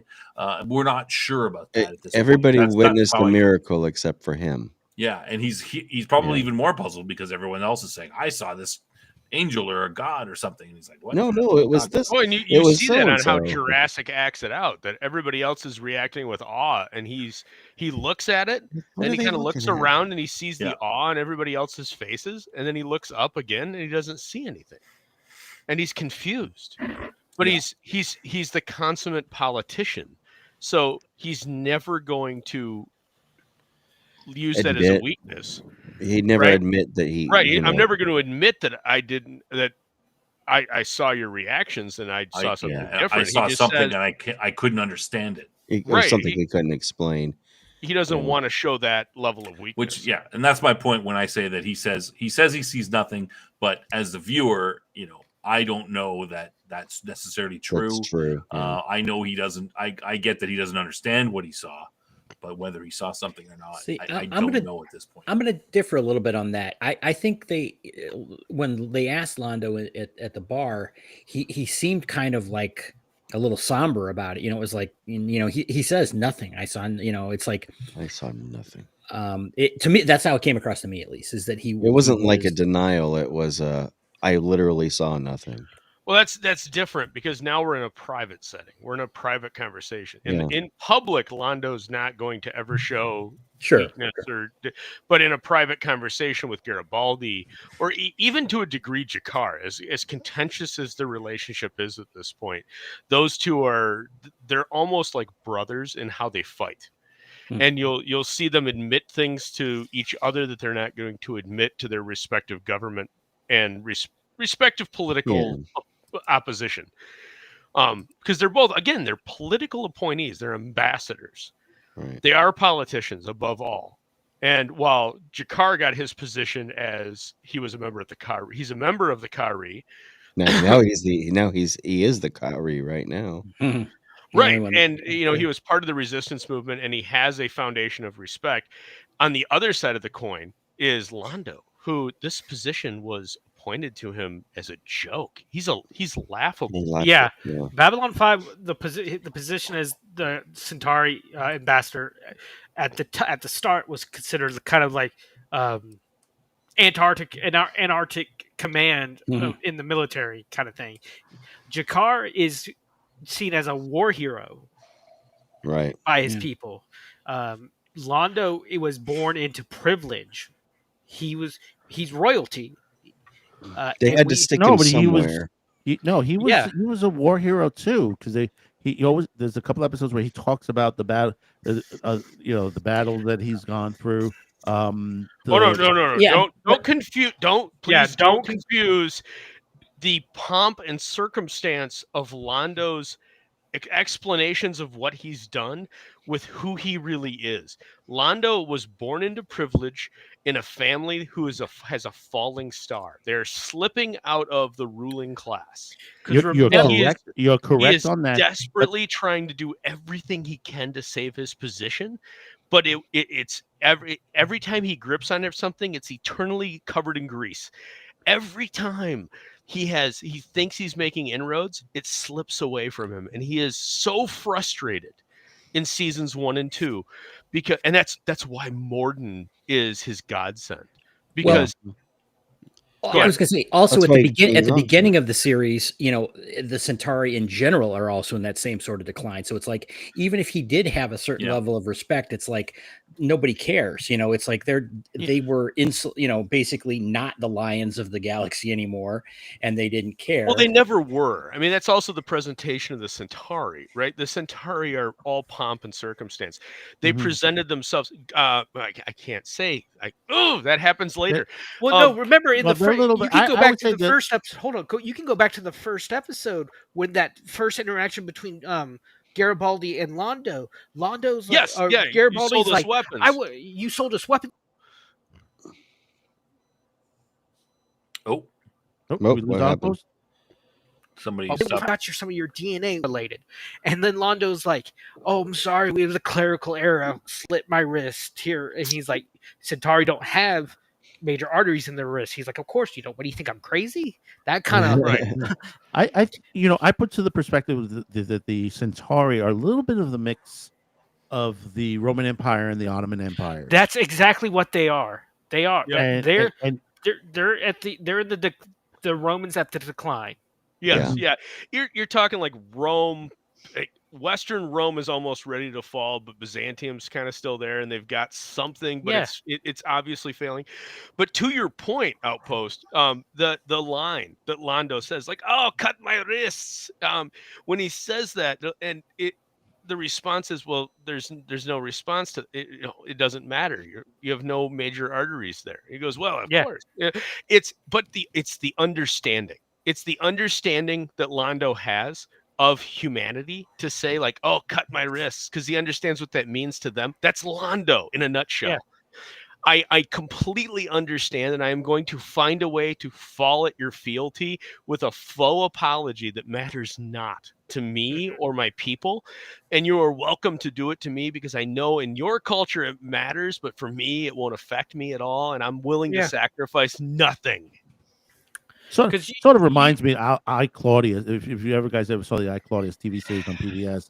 Oh yeah, Derek, fantastic series. Everybody should go watch I Claudius. Yeah, after they finish and it's just listening to the Centaur, Londo talk, and it's just like it reminds me of some of the speeches that in that series, because that's how Londo comes out and he's like, to that point, and then you look at I Claudius and you're like, yeah, that is just literally a mirror of what Londo Mollari has said. You can see the similarities. The Centauri are the Romans. The Narn are kind of like the barbarian hordes, almost, in a way, that aren't really barbarians. They're just a different lifestyle. We can see you can see if you look at the Centauri, they're a republic, but they're led by an emperor. Well, it's no different than it's all in name only. It's Roman. Yes, it's Roman. You could tell by like the guards how they look. There's a very Roman-esque guard style. Yeah, I don't want people to fall too much into that trap, because part of that is just it's the nuance of understanding with costuming and posturing, and they're presenting something, because you're creating an alien race. So how do you do that people immediately gravitate? And again, also, we have to keep in mind, this show came out 30 years ago, and so you've got to deal with the fact that there is a different referential level of literacy in people 30 years ago versus today. So part of the presentation of the Centauri is the subliminal, oh, okay, they're the Roman, they're the failing empire. And that they're delving hard into that just to get it across, because it's a TV or the show. Russians. I mean, the Russians. You could argue that it's also Tsarist Russia to a degree, Russia, or post post-revolution France. It's a monarchy that's any great empire that started to fall. Yeah, it's an empire decline motif. Yeah. Let me insert something in which we can blend into this, or maybe lead to another thing. Is my answer regarding the best guest character, and I'm going to go with Emperor Turan. Turhan. Yeah. I was trying to find his name. Yeah, that was he was a very great character. He was a great character. Yeah, I think he really things kind of pivoted around him. He just had that one small appearance, and a lot happened due to that appearance. Can I stop for a sec? Stop this for a sec. Is someone? Am I getting it in my headset? Is anyone else getting this beeping? Yeah, I No. hear that I have beeping too. no beep. It is I don't driving hear me anything. crazy. I'm sorry. I'm I'm not sorry hearing if I anything. come off. If I come off at terse, I'm hearing this beeping. That's It's an driving- audio. It's an audio tone. It's something's feeding back, but I don't think it's any of us. I think it's Restream. It may be. I'm sorry if I come across cross. I'm sorry. Restream beeps at me whenever somebody comes in, but No, this is That's not what I'm hearing. That's not what an I'm hearing. audio. This is an Are you- audio tone in the background. I hear it too. Good. I'm It's not a tone going. in the background. Thank you, Q2. I'm not going crazy. Thought I was going crazy for a second. all right. What about But can I say my favorite? Can I say my favorite bet. guest star? There's a couple on there. With Adrian Barbeau, Michael Beck, but I have to give it to Michael Onosara as the Technomania. Oh Ooh, yes, good yes. That's a good one. I mean, that guy shows up on any show, and so you didn't see Batman the Animated Series. This is the guy who played Mr. Freeze. His voice Was alone, it? his Oh, voice wow. carries. This guy, he carries I in a hear room, it whether it was Star Trek, Batman, Babylon 5, it carries. I wish they would have brought him back into the Babylon 5, in the Babylon 5 universe. I mean, he was fantastic. I can hear now a that you guest star. mentioned that he played Mr. Freeze. I hear it now in my head. Wow. Well, Mr. Freeze, he's one of my best favorite Batman I quote unquote villains. Oh, he's great in the animated series. But yeah, you're right, man. That line where he's talking about we're the dreamers, the makers, the shape. I guess that's just man. And then it's left as Yeah. such a hanging Chad that it's out there. No, even better, the part where he tells Londo, his future. And he tells him, and he says, "I see a great hand reaching out into the universe," and he says, "I hear voices calling your name," and he says, "My people." He goes, "No, your victims." Right. Yes. Yeah. Yeah. No, there's so many great, and here's the best part for everybody that's just delving into this. Literally everything like that, these little tiny lines, they all have payout. There's very, very few things in this series that don't have payout after season 2. There's a couple things in season 1 and the early part of season 2 that don't, just because the way JMS structured this whole thing, he's got trapdoors. So as things don't work out, he knew ways out and he worked ways out. Yeah, And he had. You see that immediately in season 2 with Sinclair, obviously, because of and it's a tragic story for what happened to the actor. Right. But fortunately, he was able to come back and kind of complete his arc. Stop, What he does? No, kind we're not of. there yet. No, we're not there. It on the IMDb page. It I shows don't. he came back. Don't Okay, matter. wait. He did. We don't want to ruin it for the appeared guy. in Try to season- kept he away from appeared this. In season 2, he appeared in season 2 on Yeah, When video. did he they've already appear? been Yes, he ruined on a did. couple of things. Right. When did Yeah, he I don't appear? know. Yeah, you were talking about in season 2, right?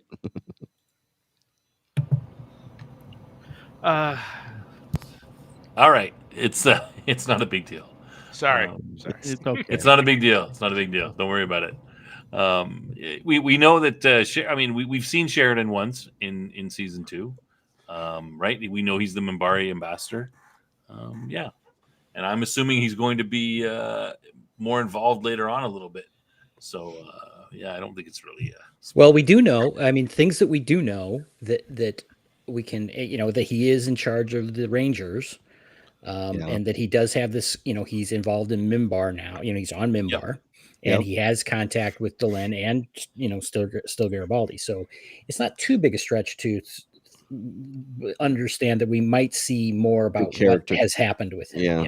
Might see I don't something think in the I don't think character. he's spoiling anything. Nah. It's all right. I don't have to. Trust me, there's some other stuff worry I've too already much. spoiled for myself by.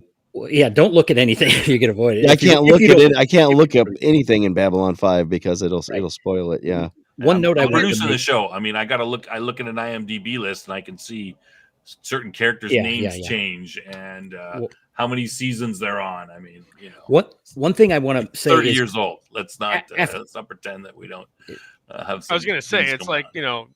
pretending that the Gorn are bad. Like it's kind of there. The Gorn aren't Okay. bad. Well, wait, what? The Okay, Gorn aren't bad? I want to say something about, given that we've seen shows like Lost and some people say Battlestar Galactica and things where you do, they feel there hasn't been payoffs, right? You will get payoffs in Babylon 5. So just hang on and keep going. For like 90%. Yeah. Well, that's better again, than 'cause most. That's better than Babylon Lost. 5 right? Babylon 5 has one thing that no other show has, which was they condensed, at least to my knowledge, coming up they condensed what was planned for 2 seasons into 1 season. Oh yeah, and then ended up and then you getting get extended. So yeah, then you get then they got extended after the fact, and so you get yeah. We'll get into that eventually, but but everything does get a payoff. It might not be the payoff you want, but it's a payoff. Okay. Oh, Snuggy's going after you. Uh-oh. Yeah, the Spoiled boat Titanic. thing. Hint. The ship Womp sinks womp. in Titanic. What? Spoiler As the alert. kids would What? say. I have never finished that movie. I always got through the first cassette tape and never made it to the second one. Do you ever finish editing, I Shadow? appreciate the fact that you referenced cassettes, brother. Like that. Thank you. Well, No. remember Titanic was on two tapes. Absolutely. It wouldn't fit was on like, one. What, 4 hours long? Yeah, it was. Oh, I hate that movie. I The- I hated Leonardo DiCaprio for years after that. After just seeing, but he was good in Catch Me If You Can. So Oh, you never see Romeo All and right, Juliet? He was great in Romeo and Juliet. I had to watch that in high school. Ugh. okay. It's the Babylon 5 show, not the. Okay. Hey, Jeez. it's We could- Thanksgiving All now. right, what about? we could quickly turn into Twin Peaks by Billy Zane was in Titanic, so let's talk about Twin Peaks. The Phantom. 6 my degrees favorite of one. whatever, right? 6 degrees of Yeah. separation. Yeah, Next question. Okay, what about this question here? That PB but put Kevin out? Bacon. No. What do we think about Earth Force as a military body at this point versus the Minbari warrior cast? That's going to be I find interesting. this question interesting because Minbari are supposedly they seem like the good guys, but they really hate us And Rangers. or Earth. So yeah, Yeah, somebody- The warrior I- cast is the warrior cast. I mean, you have the three. You have the 3 parts on the Minbari, but the warrior cast itself. They're just when you hear the terms going all the way back to season 1, and they talk about the Earth Minbari War and how it was so one-sided to the point. Imagine to the point that these guys just literally were like a zombie horde that just rampaged through the galaxy, crushing everything through, when it came to anything that was part of Earth, and how powerful they are. When you look at Earth Force, they did their best to the point to try to keep them at bay. Hold the line. The battle line, exactly. yeah. Hold, that battle line to hold it. I mean, there are some lines I can't say yet, but they were running out of stuff. The question is have we advanced at this point? If we were to come to blows with the Minbari, No. I don't know. So yes, there's yes and no there's no way. The answer is yes and no. At No, the end, the answer is no. well, 'Cause the it's only answer been, what, is 5, the 10 end- years? at the end of the Earth Minbari conflict, the first Omega class destroyers were being rolled out. Early rush designs. Right. Most everything was still Hyperion. So we've already seen the Hyperion Hyperion cruisers that the Earth Force has. No artificial gravity on the ship. Everybody's strapped in. The Omegas, however, were fresh. We also, at the time, were just in standard Star Furies. Since then, we have the Thunderbolt, which is the new adapted. Kind of a long nose. Yeah, it's got a longer nose. But essentially it's the same, but it's an updated version. It's got a little bit of it's more of a heavy fighter. that you see that's and correlate to like it's more the Narn. I can't remember what the Narn fighter is, but it's payout. If you look in the notes for where they're talking about fighter versus fighter, it's more on par with what the Narn have, which the Narn are very militaristic. Their fighters are everything is heavy. They have heavy cruisers. Their heavy cruisers are very heavy cruisers. Their fighters are very heavy fighters. Everything is over the top for the Narn. Yeah. If you look at the Centauri, they're a little bit light in everything. Their cruiser, they lean towards the light cruiser. If you want to draw a comparison, it would be like the Japanese versus the Americans It's in World Yeah, the War II. Centauri is a little bit more it's a numbers versus their defensive maneuverability. capabilities. Right. The Centauri The, can throw more numbers at it, so they don't at need to spend as much. They could probably build 3 of those ships for the price of one. At the Battle of the Line, like was said earlier, Earth was throwing everything they had left out of I'm reading from the wiki, of the approximately 20,000 human defense forces, only about 200 survived. Yes. So, and that's at the moon. The Battle of the Line took place just beyond the moon. Yeah. And that's when Sinclair they decide finally, the Great Council we saw this stuff finally decides, hey, let's find out who we're killing. And they come and find out, for some reason, the About the Minbari and the humans are souls. Yeah. the same souls. And it's going to be a fascinating reason why later. See, this is... Man, you're in for such a treat. It is one of the best story. This show is one of the best written, not just sci-fi shows, but one of the best written shows ever.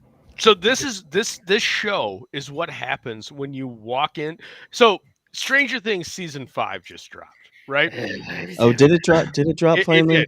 It just dropped tonight. Midnight. Stranger Things season 5 is and Stranger Things is a great show. Netflix had multiple servers crash because so many people are watching this, right? But Stranger Things, it's a cultural phenomenon. It's all these great things. Everybody praises it, but season 2 and 3 not that great. Yeah. In my opinion. But I think it suffers from something that JMS, who is the showrunner and wrote the vast majority of the episodes for Babylon 5, never suffered from, because he had this entire story planned out the minute he said it in front of anybody that would listen to him. He arced it. At least. He laid down a folder and he said, "This is my story." Yeah. And he didn't pitch a show like Bad Robot did with Lost and go, "Here's our show. We're not sure where it's going to end, but hey, here's our intro season." And they went, "Great, greenlit."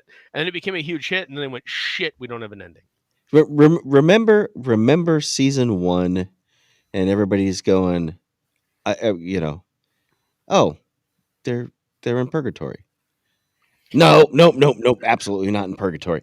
They're in purgatory. Spoilers. Right. Everybody it's like literally they took the option. I didn't get to see that yet. No, I'm kidding. Yeah, we're gonna pull a shadow. It's like we hadn't seen that yet. Yeah, whatever. After how many years? Well, that's about 20 years now, isn't it? I mean, my wife just started Stranger Things, and she's enjoying it. She likes that dark horror stuff. I like Stranger Things. I don't like horror. And I like Stranger Things is like the Duffer Brothers they got so close to getting their version of it to be the one that they were going to remake, right? Yeah. And they didn't. And they took it and they repackaged it and they made it their own. And God bless them for that. Netflix picked it up. It's been a huge boon for them. I think they missed the ball on season 2. I think they missed the ball even more on season 3. But then they kind of recovered on season 4, and I don't know, based on the little bit that I've seen so far on season 5, the wife and the kids watched it, the first episode tonight, and it seems to be in the ballpark for what they want to do, and I think it's great. But the fact that they missed the ball, the fact that we can criticize any season to the level that we can criticize the season, you don't see that with Babylon 5, because there was a plan going in. excuse me, there was a plan going in, and JMS stuck to that plan, and he wrote, Right. God, I think it's like 80% of the episodes, Yeah. over 80% of the episodes.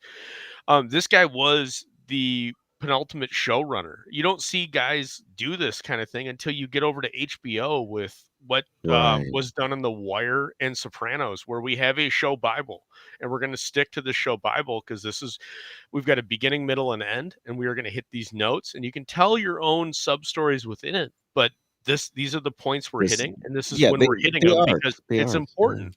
Or the arcs. And it's arc-based storytelling. Yeah. It's Doctor Who level shit from the 60s Yeah. for the small arc Doctor Who, but it's a style of storytelling that was unheard of in the States Well, I mean, prior to the early yeah. 90s. And you saw this in X-Files, you saw this in what Chris Carter was doing, you saw this in Babylon 5 with what Supernatural. JMS was doing, you saw it a little bit in Supernatural, absolutely. There were 3 different arcs. You saw it in ooh. Stargate. You saw it in Yep, and it started to bleed over in that time frame, and Yeah.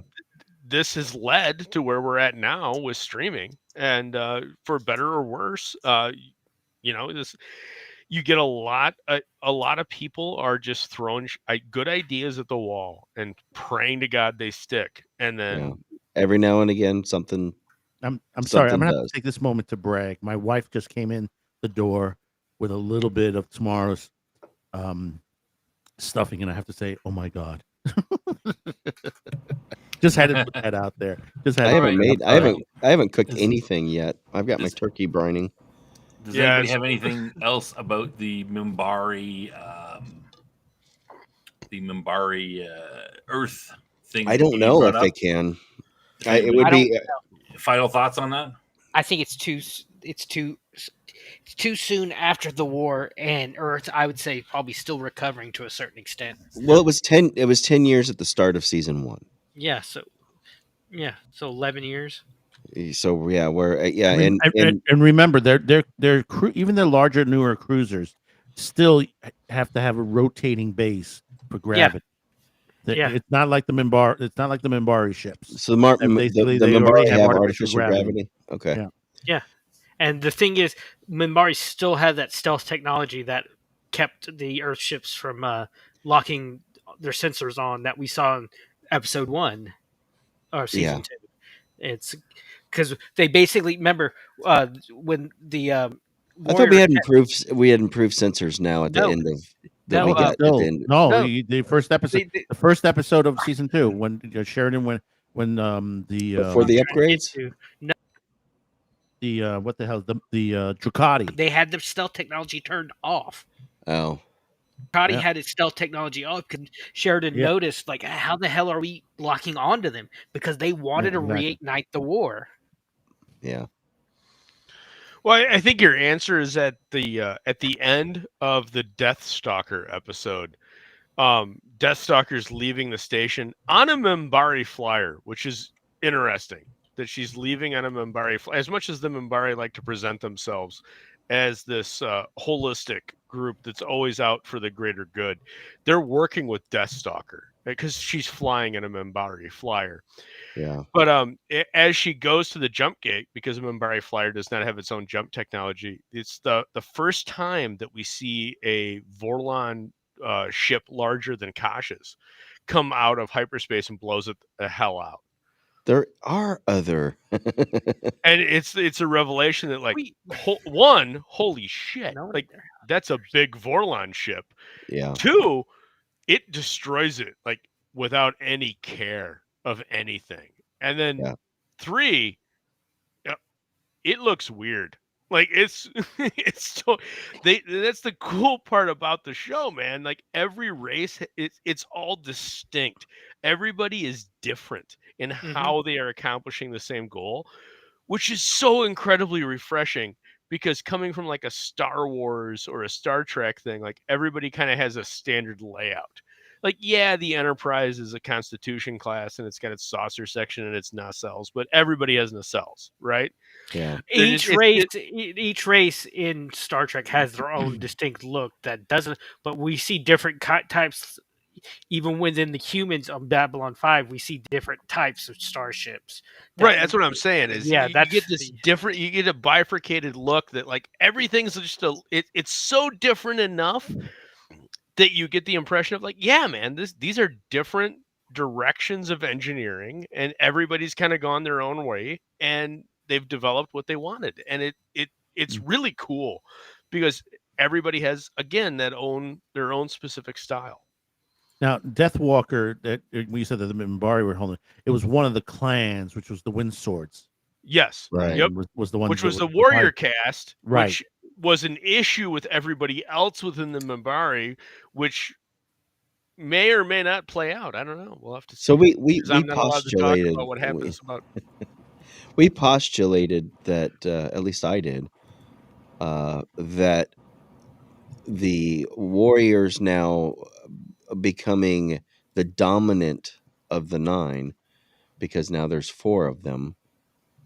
They replaced Delin, who was a religious caste, with a warrior caste. I postulated that the one that replaced her is actually touched by shadow, kind of like Morden, you know, has recruited. We'll have to wait and find out. Yeah, PV makes a good point in chat. The Vorlons and the Shadows, their ships are based off Organic. organic technology. All the younger races are still using. Well, no, and the Minbari they're kind of a mix between technology and organic. We're The seeing Minbari heavy cruiser that you see in the Earth War has early nascent organic technology. yeah, that's what I'm saying. We're Yeah. seeing as they're the most advanced of the younger races. We're seeing that mix, but see, that's a sign of age is how much organic technology you have in your ships in B5. That's a sign of age of your race. Yeah, but the Correct. Vorlons and the Shadows are pure. Yeah, organic. that's what I'm saying. Yeah. They're Yeah. organic, Yeah. whereas everyone else is still using metal, Mechanical. Yeah, because they're living ship. They're living ships. Now the ones what the Minbari has is sort of like the material is sort of living, and it's Yeah. how can I call it? When it's damaged, it It'll automatically heal. repairs. Yeah. It heals itself automatically, but it's Yeah. not a thinking ship like the Not yet. like the Volon. Yeah. Well, I think All if right, you go back, I think the pilot, like when Kash's ship comes in, it responds different to Sinclair. I think so. I haven't watched the first episode in a year. It's been a long time since I watched the pilot again, but I want to say there's a moment where somebody is standing in the bay looking at Kash's ship, and the skin changes. It's and it's yeah. almost looks like language. Like It it's happens Oh twice. yeah. It happens twice. It Yeah. happens twice. Yeah, It happens in the first season. No, actually, it happens in I think it's in the movie. I think it is. And then it happens later on season. There's season an 2. episode of it where it happened. Yeah. Yeah. So what were you saying, Cam? Sorry. I mean, Snob. Yeah, I was just to say we're gonna move to wrap up. I'm gonna get everybody to final thoughts on season 3. I've got some Season 2? trivia. Season 2. Yeah, I got some trivia from season. A little trivia quiz we're gonna go through, and the everybody can in the chat can see how well they do, and then we're gonna wrap up. All right. So last thoughts on season 2. When we start Or with season 2 or 1. Yeah. Yeah. Why don't we start with Madman and go across?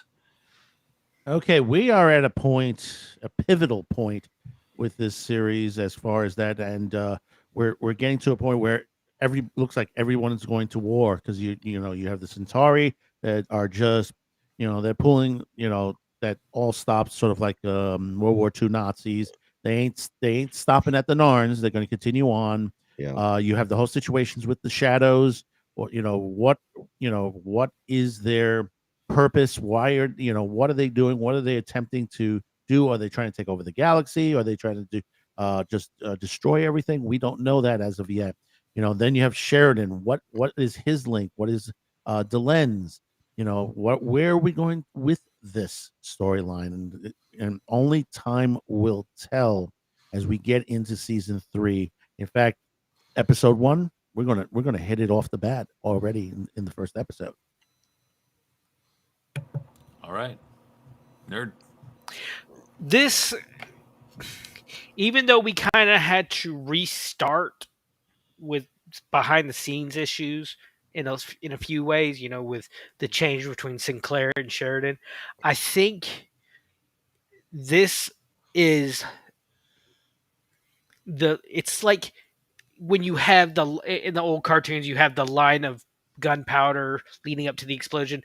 We're seeing the gunpowder being lit at this point. We are seeing how far some characters will go to meet their goals, and we're starting to see that maybe there's some powers beyond the races that might have their hands in this more than you actually think. So I'm. This is where we're starting.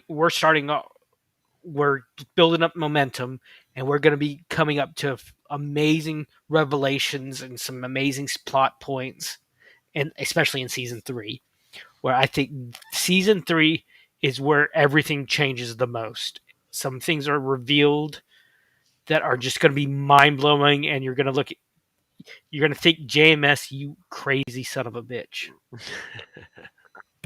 All right, hit that like, Aldous. Yeah, we're at a really great point in the story, and it's so hard to talk about it knowing what's coming. But and it's an interesting challenge I love this show. This show is it's absolutely fantastic. There's literally nothing else like it. I know there were some people in the chat talking about, well, Deep Space Nine did some serialized storytelling. Absolutely, they did. There's nothing like Babylon 5. Babylon 5 it's a character study. It's a theology lesson. It's a morality tale. It's you took Shakespeare and a Greek tragedy and slammed them together. And what JMS was able to produce here is absolutely epic. But moving into season 3, from where you're at in season 2, we get a lot of You've got so many wheels in motion, but the fantastic points are, thank God Kefir's gone. Right, we're all happy that Kiefer's Yeah. gone. But you get the Drinking some fallout. Java. And that's entirely on Fox. Fox required, or UPN required his inclusion.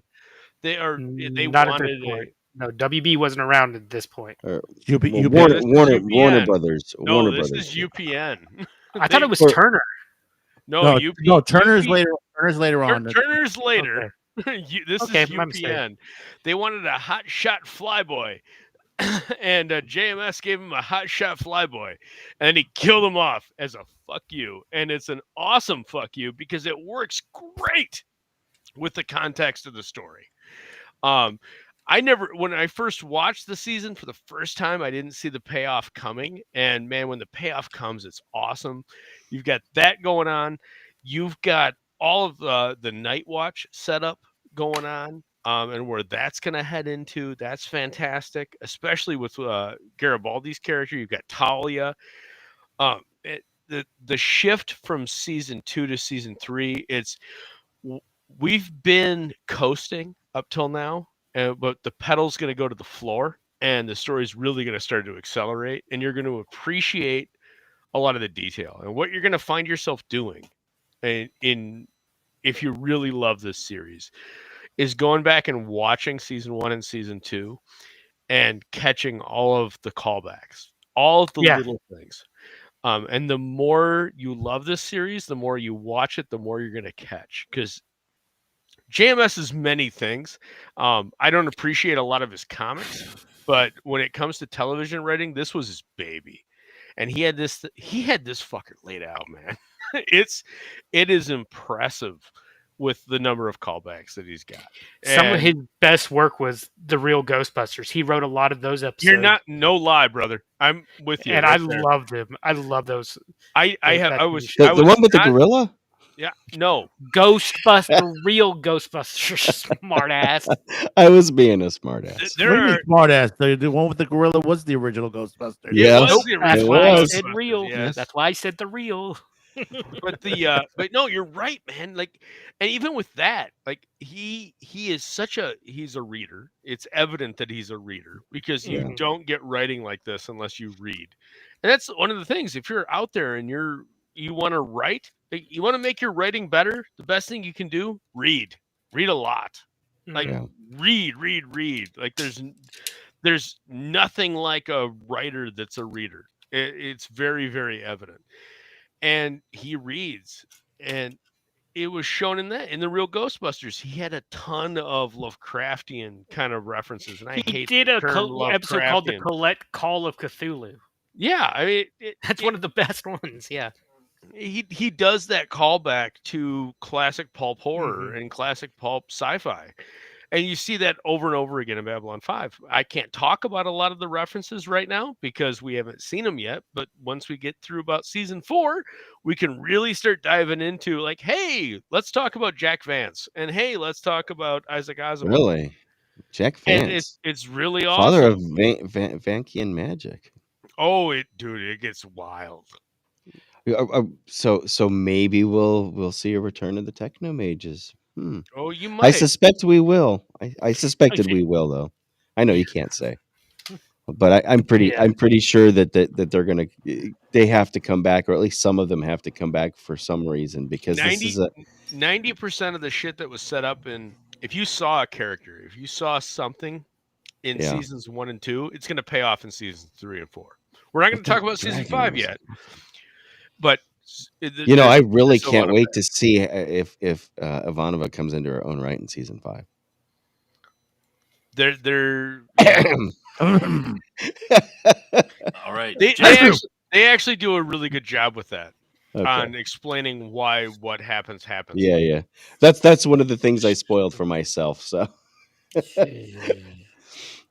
That was also contractual. How is that? Let's just go on to Claudia Jeff. Let's Claudia just go made on to some Jeff. choices. yeah. Let's just go on to Jeff. Jeff? I still see her as the stripper in freaking The Hidden. Yes, No. yes, right? That's my what we said. God. She's like, when she got cast in that, she's like, all I did was like a stripper. What do they want from me? I don't know how I'm going to be a military woman. Well, no, she had that how great much of scene- her do you see No, in that movie? over by the cops. She gets out. She's got her leg out to Okay. nowhere on there. And the cops are like, Okay. hey. And then suddenly she pulls out a gun and starts blasting them. Oh, so there's nothing worthwhile for me to go see by seeing that. you can movie. you can No, you see should what still just go- about whatever you you want to should see. Still go see You go the hidden digging is good. for The Hidden is a great science fiction movie. I don't think I've seen Tom it. McLaughlin is Oh, it is wow. really good. It's don't see the second movie. The first movie is well worth it. Don't watch the Shadow, second. what do you think? What do you think? I Well, wonder if it's fun. watch the second one drunk. You'll Really? Okay. All right, Jeff, your I thoughts? think there was a definite progression in overall improvement in the storytelling between season 1 and season 2. And we've talked at length about that. JMS did not write all of the episodes in season 1, and it was obvious that the episodes that he did not write, I think those were probably some of our lowest ranked episodes, certainly mine.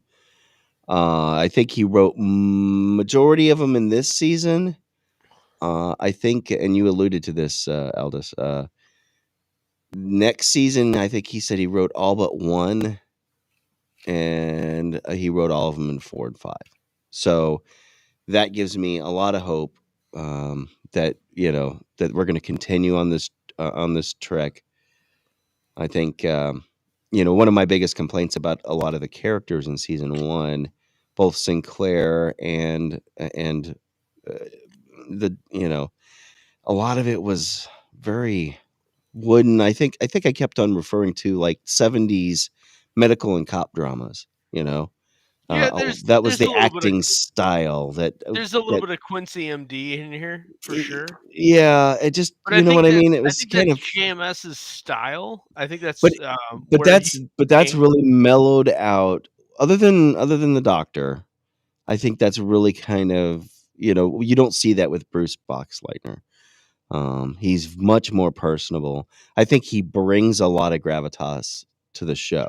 No, I think the actors. I'm going to agree with you completely. From Andreas Capellas to Yeah. Peter Jurassic to Bruce Boxleitner, especially Boxleitner. But Yeah. Boxleitner, Because he's like that. I- He's that happy guy. He's dude, like everybody loves him from Yeah. Tron, but he comes over to this and he is the classic, like, cereal box hero. yeah. He's clean cut, he's clean shaven, and just perfect. Did And then despite and he's- JMS's hatred for the Flyboy, I think he is that one. He is that poster child Flyboy. Well, And I- he's just flying the whole ship or the station. right, you know? he's stuck behind a desk, right? He's the ultimate hero that's stuck behind a desk. Yeah. And his aggressive arm, his arm of action, is Garibaldi, who's played by a rookie. Really, Who's he was a never- rookie in this show. Yeah, he's never done anything other than this. He did this, and then Are he you did a serious? handful of other things, and then Is he still alive? no, he passed, sadly. Oh, man. There's a sad curse that sits upon the Babylon 5 cast. Yeah. Dr. Franklin has passed. Yeah, he was Garibaldi. pretty recent too, wasn't he? Zach, No, Zach he Allen. was 10 years ago, Zach Mia had Furlong. multiple- Mia Furlong, was the Furlong has recent one. passed. Was recent to Recent, pass. okay. Dylan. Yeah. Yeah, Yeah, Dylan. it's been a sad. It's been cursed, man. A lot of Zach- people. Well, I mean, it's also 30 years later too. So Zach Allen was played by Kevin Conaway, who played in Grease. yes, And absolutely. he said a lot of his issues came from painkiller addictions after years of dancing on Broadway, and it was something he he never hurt his really- back and got addicted to painkillers. Yeah. yeah, And he just went maybe downhill. maybe PB. you know. It could be, but it Yeah, seemed like he was very. We've talked about that on the show. Yeah. It was part of his problem. He was Well, there was conflicts with the cast too. Yeah, he was- There Yeah, was he personal was- conflicts. There was Yeah. mental conflicts, and also, O'Hare was dealing with a lot of mental. O'Hare was institutionalized at one And point. I think Boxleitner had a tall order coming in, and he, as an actor, as part of the crew, he had a tall order coming in, Yeah.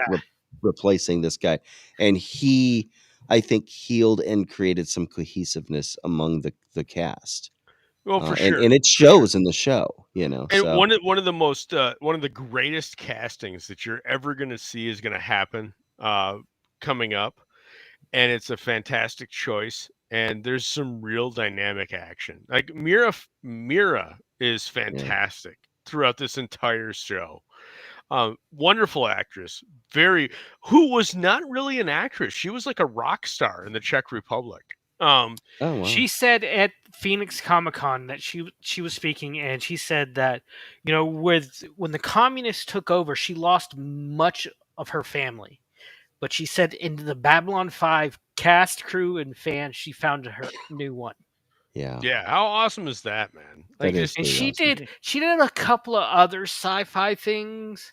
I don't think she was. I think she passed away before they did that animated film. yes, she did. She was not involved in the recent animated film. I think Londo and Boxleitner Claudia- are the only, and Claudia are the only three that are left out of the primary That's what- cast. yeah. Yeah, it'd be interesting to see a. Obviously, we're not going to be able to get a reunion. And the thing is, but- Boxleitner had just come off, and is why he's such a fantastic actor. He just came off of Scarecrow, Mrs. King, Right. Which was like which Yeah. which is what I immediately because I'm like, who is Bruce Boxleitner? Tron. And then I'm like, it's Scarecrow. No, it's yeah. Tron. It's Tron, Tron. damn it. and It's Tron. Well, yeah, I didn't recognize him as Tron because he was so much and younger. Peter Jacek was in Tron as well. I Yes, know. yes. Yeah. I sent that And of picture. course, Andreas Capus was the one-armed man in the remake of The Fugitive, the film. Oh, really? Not the was black and white one, huh? he was the major, like in season 2 and 3 of Next Generation. He was the commander of the Romulan ship that was kind of a thorn in Yes, Picard's yeah, side indeed. multiple Yeah. times. See, you could see in that time, a lot of actors did both shows. Patricia Tallman, who played Lita, she was actually Gates McFadden's stunt double in Star Trek. So And if Oh, did wow. if you guys are couple other even Dead things. fans, I got one better for you. The chick that played I'm sorry, her name. She not Talia, but the other psych. The Lita. original one, Lita? Lita. Yeah. The girl that played Lita, she's a stunt woman, and she was the witch in Army of Darkness when Ash gets kicked into the pit. Yes. She No, played she's that's Lita Yeah. Alexander under a shit ton of makeup. Yeah. And- And, And don't forget, there's she was in the remake of Night of the Living Dead. yeah. Yes. And there's been she many she married Garibaldi, the actor, because there Right. was a No, married Talia married Garibaldi. no Talia was married. Yeah, Talia was married to Garibaldi. Lita was married to JMS. Yeah. Was yeah, she? Yes. Yeah. No shit. Never knew that. I knew Talia was married to Garibaldi, and that's one of the reasons why Talia leaves, is she was unhappy with both her character in the series and then the divorce following her marriage to Garibaldi. Well, they met right. on set, right? And Well, there's from what I understand. So. one of the funniest moments in season 1 is when she's waiting at the elevator and she's like, I don't know. Sinclair is like, what's wrong? And she says, I don't know why, but it seems like every time I get on the elevator, Mr. Garibaldi's standing right there. And he's like, oh, no, that's not going to happen. Yeah. Yeah, The the elevator opens. Yeah. Garibaldi. And he's Yeah. giving her this creepy smirk. Yep. And they're like, I'm going to take the stairs. Sinclair's Jerry like, Doyle I'll did a join you. great job with Garibaldi. Jerry He Doyle. I did. can never remember his name. Yeah. I mean, I would hate to be in a meeting with you guys trying to end it. Cam, your thoughts on season 2? Okay. I love season 2 and season 3. Those are my absolute favorites. From season 1 where it was a little scattershot, we saw, bits and pieces. In this one, those bits and pieces kind of start to turn into lines where we can really see where things are going.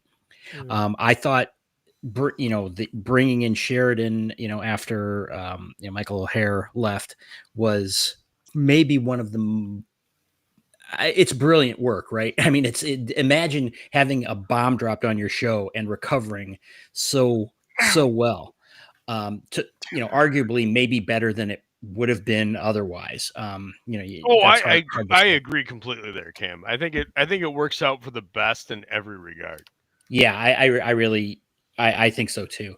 And then I also really like, in the last episode when Ivanova's voiceover, it really just kind of crystallizes everything and sets up where we've been and where the show's going, and it leaves me wanting more. So I think season 2 is just overall excellent. So that's where I'm at. Can't wait for season 3, and we could discuss all that other juicy stuff that we can't right now.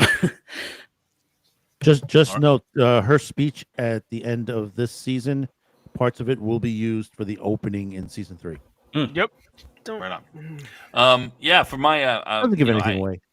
I want to echo what Cam said, but for me, some of the comments by some of the panel, like I said, it's very difficult to find a show, science fiction or otherwise, that is so well put together, and having you guys talk about how 90% or most of what we've seen is going to pay off later on in the show. I mean, that is a big deal. I mean, this is writing at its best, and part of the reason that we picked this show and not anything else, because I think this was the best kind of show that we could find. And it wasn't too long. Like Stargate. It was only 5 seasons long. Well, so 111 episodes. I think that's super important to highlight on. Yeah. Like that, this show was meant to end.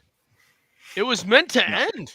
Yeah. Like, Unlike most shows. imagine Yeah. the concept in today's world that this show was pitched as 5 seasons, and it will be a 5 story seasons.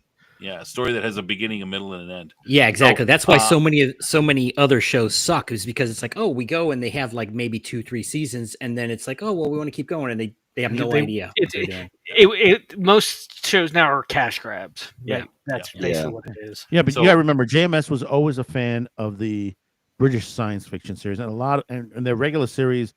You always had a beginning and a middle and end on a lot of their series. Right, and that's why I brought up Doctor Who earlier, is because, and to your point, man, that he is such a fan of the British series. He relocated to Britain.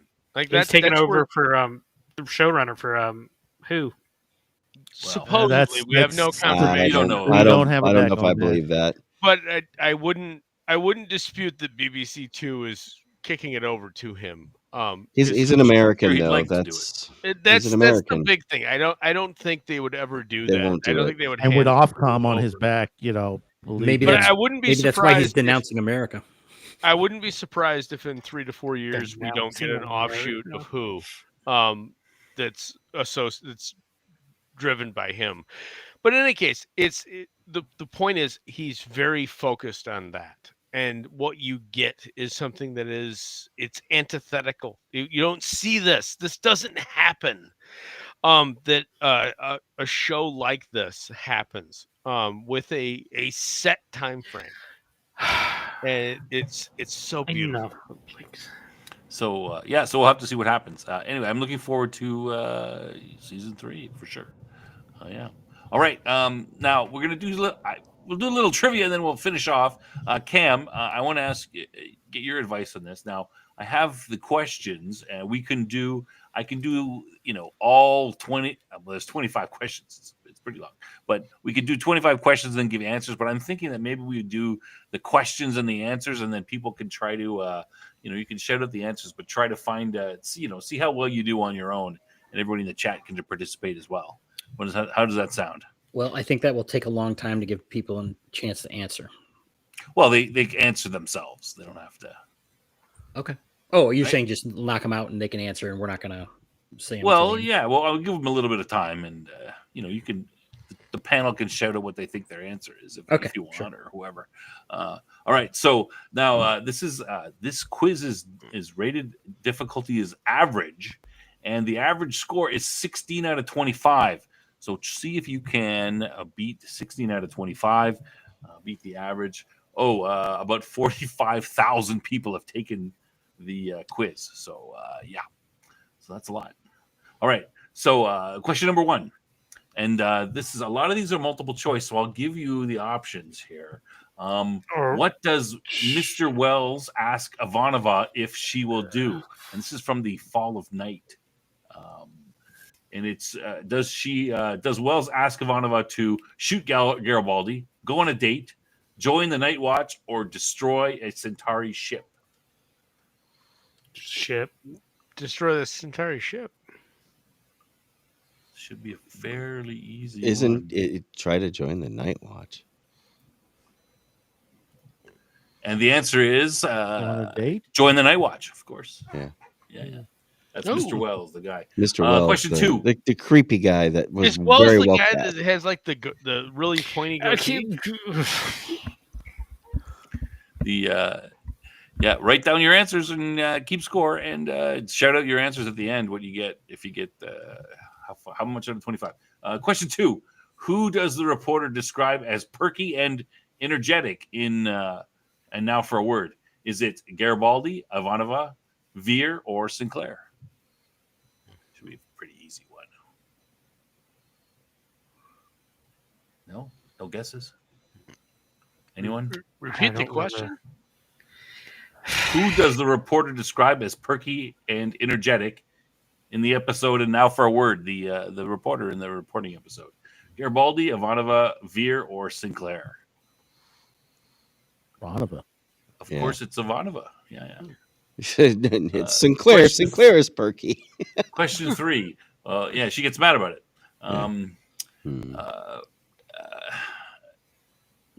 Question 3? What does Sheridan do with the teddy bear from the Babylon 5 Emporium? This should be easy.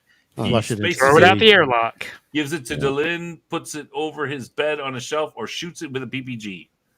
Throws it out the airlock. It goes out He the airlock spaces and it it, bumps of in. course. Yeah. Yeah. Yeah. And it hits a Star Fury. The geometry of shadows. What does Elric give to Sheridan in the Zocalo? Zocalo. Zocalo. An orange blossom, a message from Anna, a crystal, or a hard time? Orange Blossom. Orange blossom. A hard Orange time. blossom is correct. Question 5. How long does the Drazi contest last? Whole year, right? 1.2 Earth years, 2 months, 2 weeks, 5 years. Whole year, right? Whole year. 1.2 Earth years, 2 So it's months, 2 weeks, 1.2. or It's 5 years. it's their years longer first than one. ours. Yeah. 1.2 Who Earth years takes is the correct. purple is the purple. Purple. What does Londo claim the Emperor's last words were? Are they, "You are a fool, continue, take my people back to the stars, watch the shadows, they move when you are not looking," or "I wish I'd seen a Vorlon before I died"? Continue. Take my people back to the stars. What does Londo claim? That's what Was he. Londo that's what he claims, "Take claims. my people back to the stars." Yeah. Correct. Continue, take my people back to Purple. the stars. Question 7. What is the name of the ship Mariah Cirrus arrives on? Is it the White Star, the Asimov, the Copernicus, or the Marie Celeste?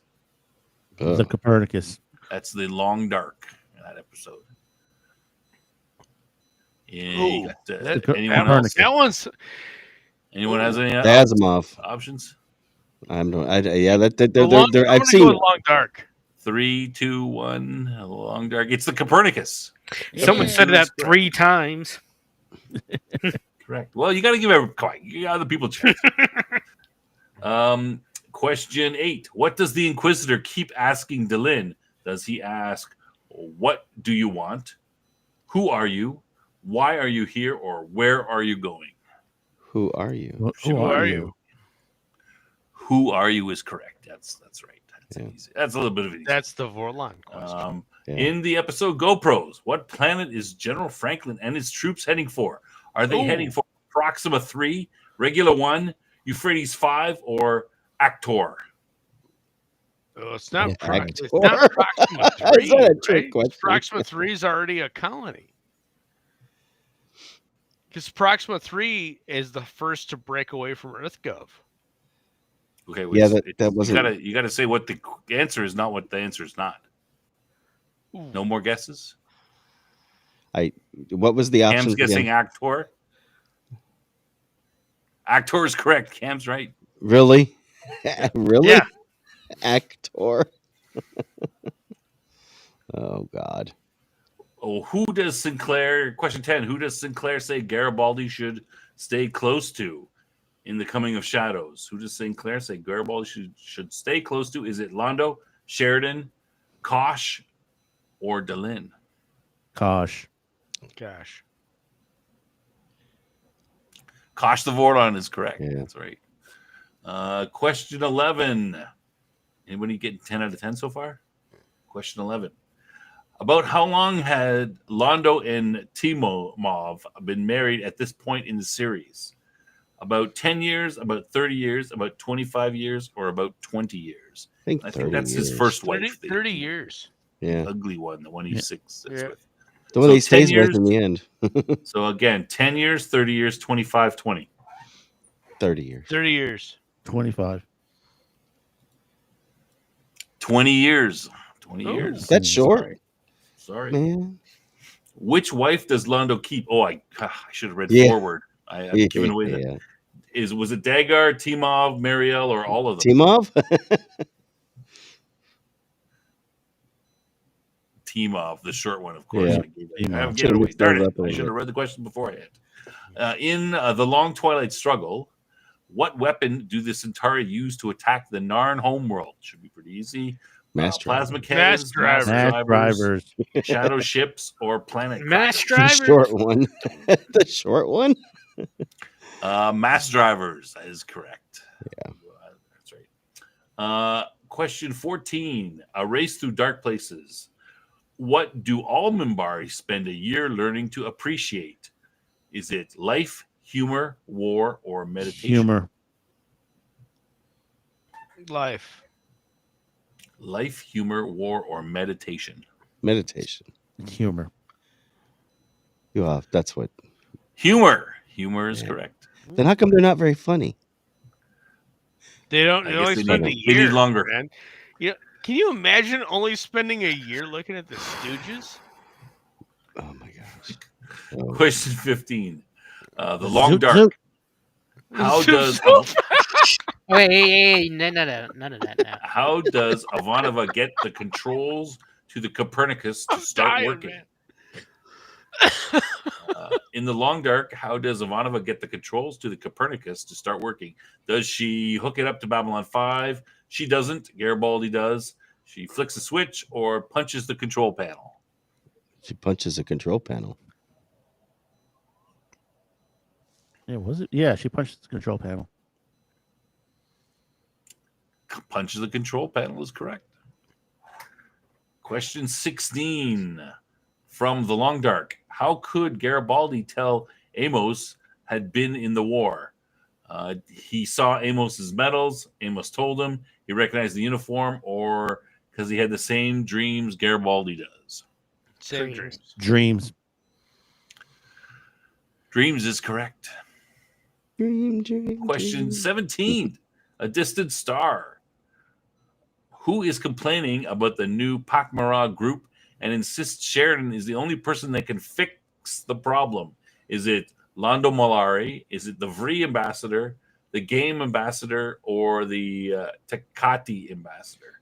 The game. Vree.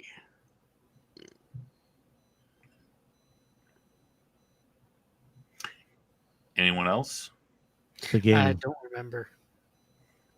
It's the Tecate ambassador. Oh, He says something about they smell bad and they're downwind of where he is, or his. yes, because the Yeah, Pakmara something like only that. eat carrion. Carrion. Yeah. Yeah, which is, of course, yeah. Question 18. From The Fall of Night, who fires the first shot in the big battle scene? This was one I think we did already. Fall of Night, who fires the first shot in the battle scene? Is it the Narn, the Great Machine, Babylon 5, or the Centauri? Centauri. Sorry. Left to right. The Centauri does it. Yeah, left to right.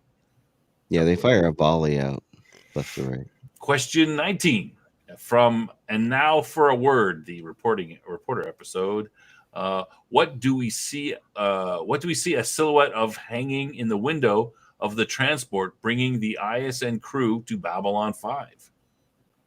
Ooh. Is it a pine tree air freshener, a transport pass, a set of dice, or a sun catcher with ISN in it? I think it was the freaking pine tree. I think it was a pine air tree. freshener. Yeah. I think it was his touche to Lucas's fuzzy dice. Yep. Yeah, the fuzzy dice for Han. Yeah. Way before that happened. Way before it was a pine tree freshener. You are correct. Anyone who guessed that? And episode 20, or sorry, question 20 from The Fall of Night. Where's the smiley face on Babylon 5? Over Sheridan's corner of the CNC, in the Zocalo, over the door to the CNC, on one of the defense grid doors. Defense grid doors. That sounds right. Yeah, it sounds right. Correct. It's on one of the defense grid doors. Apparently, it's you can see it in the episode if you're very quick. It's a very short shot. It's done. It's in one of the CGI shots, right? Yeah. So that was 20. So 5 left. How's everybody doing? I stopped counting. Question 21. Who from there all the honor lies? Who is put in charge of Babylon 5 Emporium gift shop? Is it Ivanova, Franklin, Garibaldi, or Zach Allen? No, it's Ivanova. Because she loves running gift shops. That's an easy one. That was Ivanova. Yes. In GoPros, who is harassed by some of the GoPros and helped by Dodger? Is it Veer, Ivanova, Garibaldi. DeLynn, or Lanier? Dylan. Oh, Delenn. No, Yeah. Delenn. who is Yeah. harassed by them. Delenn. Oh, it was Delenn. Delenn. Yeah, because she's a Minbari. Bonehead. Dylan's correct. Yeah. In Soulmates, what does Dylan ask Ivanova? In Soulmates, why does Dylan ask Ivanova to come to her quarters? Is it because she has a bad hair day? She has Babcom problems, diplomatic problems, or odd cramps? Bad hair day. It's one of the funniest moments in the entire series. Yeah. And later, it's the cramps. Yep. Yeah. You are correct. It's a bad hair day. The cramp scene is on the Tarboro lift at the end of the episode. It doesn't ask. Yep. She doesn't ask her to come to quarters. It's just sort of mentioned. Says, I Yeah. feel so strange. Second last question. Question 24. Which two ambassadors are waiting for Sheridan at the beginning of the episode of The Fall of Night? Is it the Vorlon and Minbari ambassadors? Is it the Centauri in Minbari, the Centauri and Narn, or the Drazi and the Pakmara? Draws in the Fall of Night. Pakmara. Raz the Pakmara. That one's pretty easy. Yes, correct. Drazi and Pakmara. And the final question, number 25.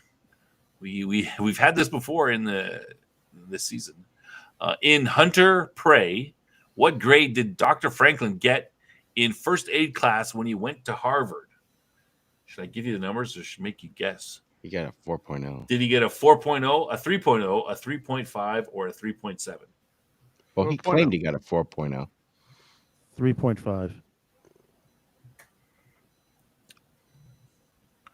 What day did he get? What grade did he get? And the answer is a 3.7, according to his old teacher. Yeah. So you're right. He claims he gets a 4.0, but his teacher says he got a 3.7. All right. All right. Calculate your numbers up. Did you beat 16 out of 25, the average? I don't know. Cam says Sure. he got 21 out of 25. I'll bet Cam did. Good job, Cam. Cam's good at Anybody else? How did I got 21 out of 25 also. you did? Me too. Not bad. Not that. bad. Sure, I Better than got 21 out of 25. Jeff, I don't too. believe you. Yeah. Now we need to do a sudden death. Jeff, No, I we don't. believe you. No, we don't. What about the chat? Anybody in the chat? I answered Anybody in the chat. PB, how'd record you is do? Oh, no, nothing. Maybe everyone didn't do it. Maybe. All right. All right. Anyway, that is the end of the trivia. That's it. Awesome. Right. That's Well, good job, Snob. 16 out of 25 is the average. I thought that went quicker than I thought it would.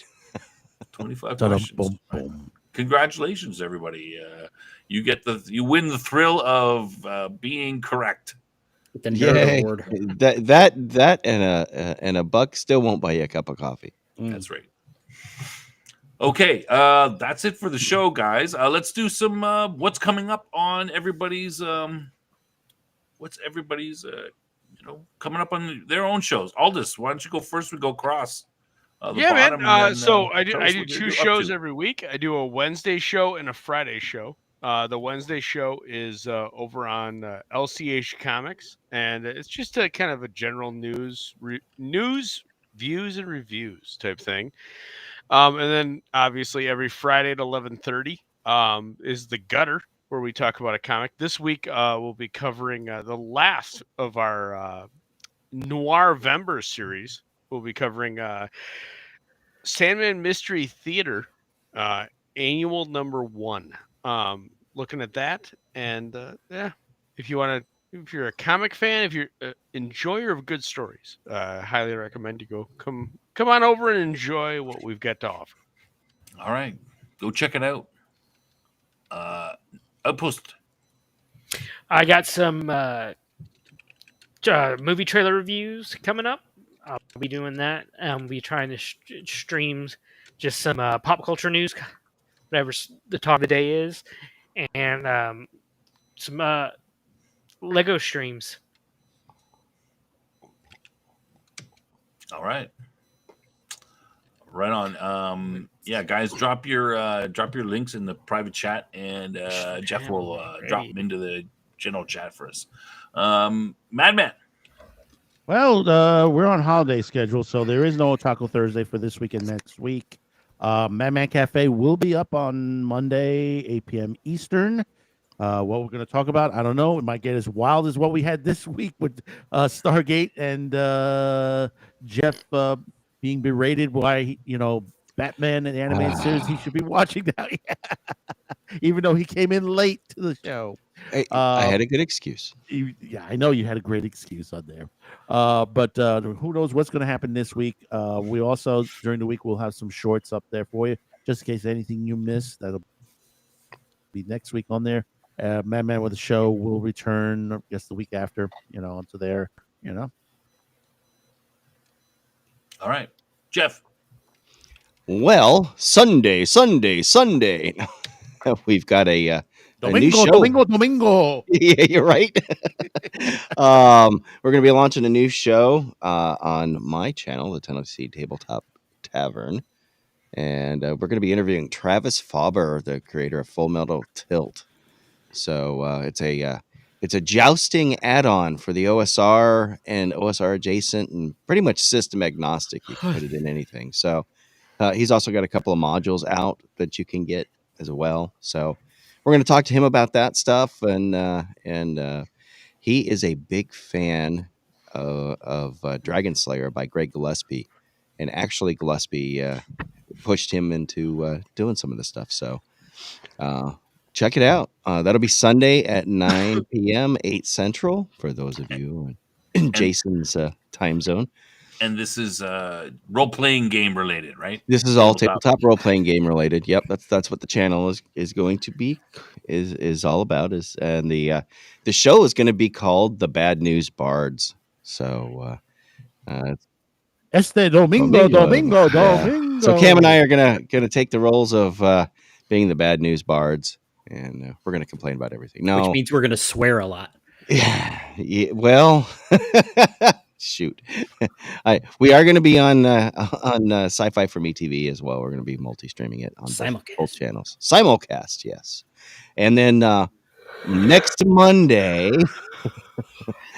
I'm going to be late to Madman Show again because I am going to be doing have a doctor's note with Chubby Funster, Greg Christopher, creator of a lot of Doesn't stuff. sound like a doctor to me.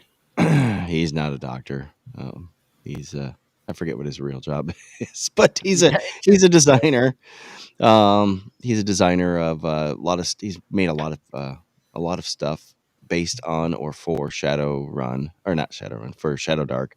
And the game that we're playing is Shadow Rim, which is kind of based on Skyrim. So it's a Skyrim tabletop in a way. So it's kind of fun, and that's at 7:00 Eastern. So. Cam.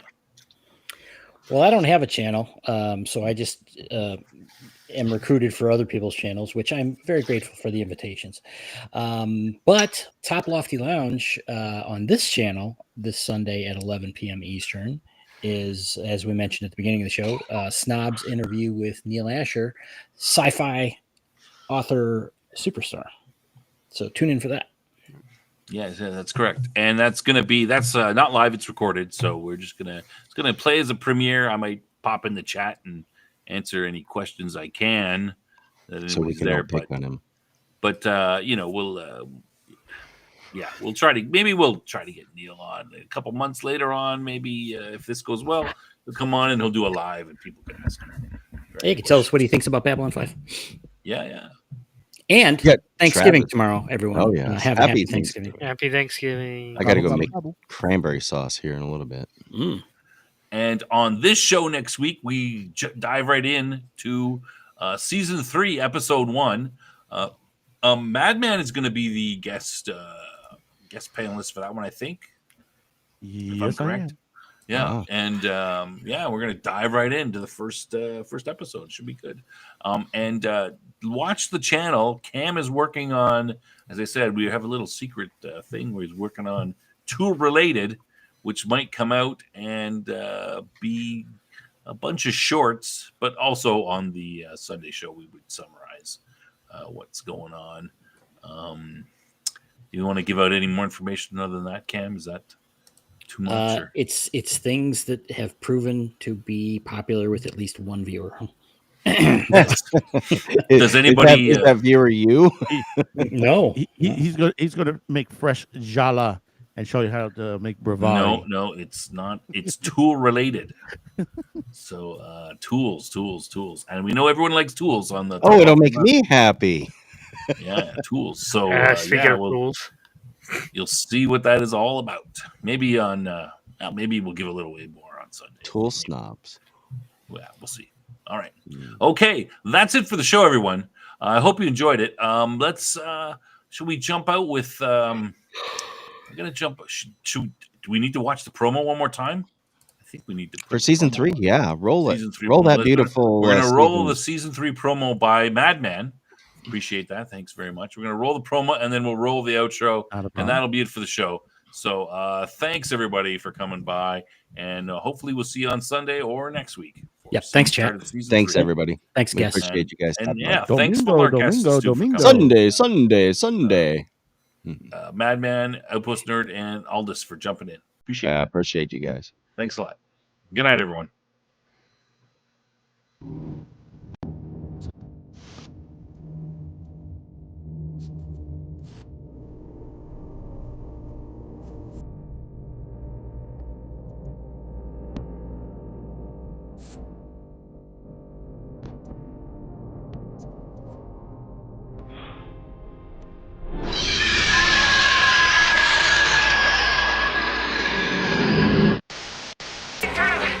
Repeat, they're coming through! This is Earth Alliance Station Babylon 5. They're all over the place! When the lightning starts flashing, there'll be no hiding place.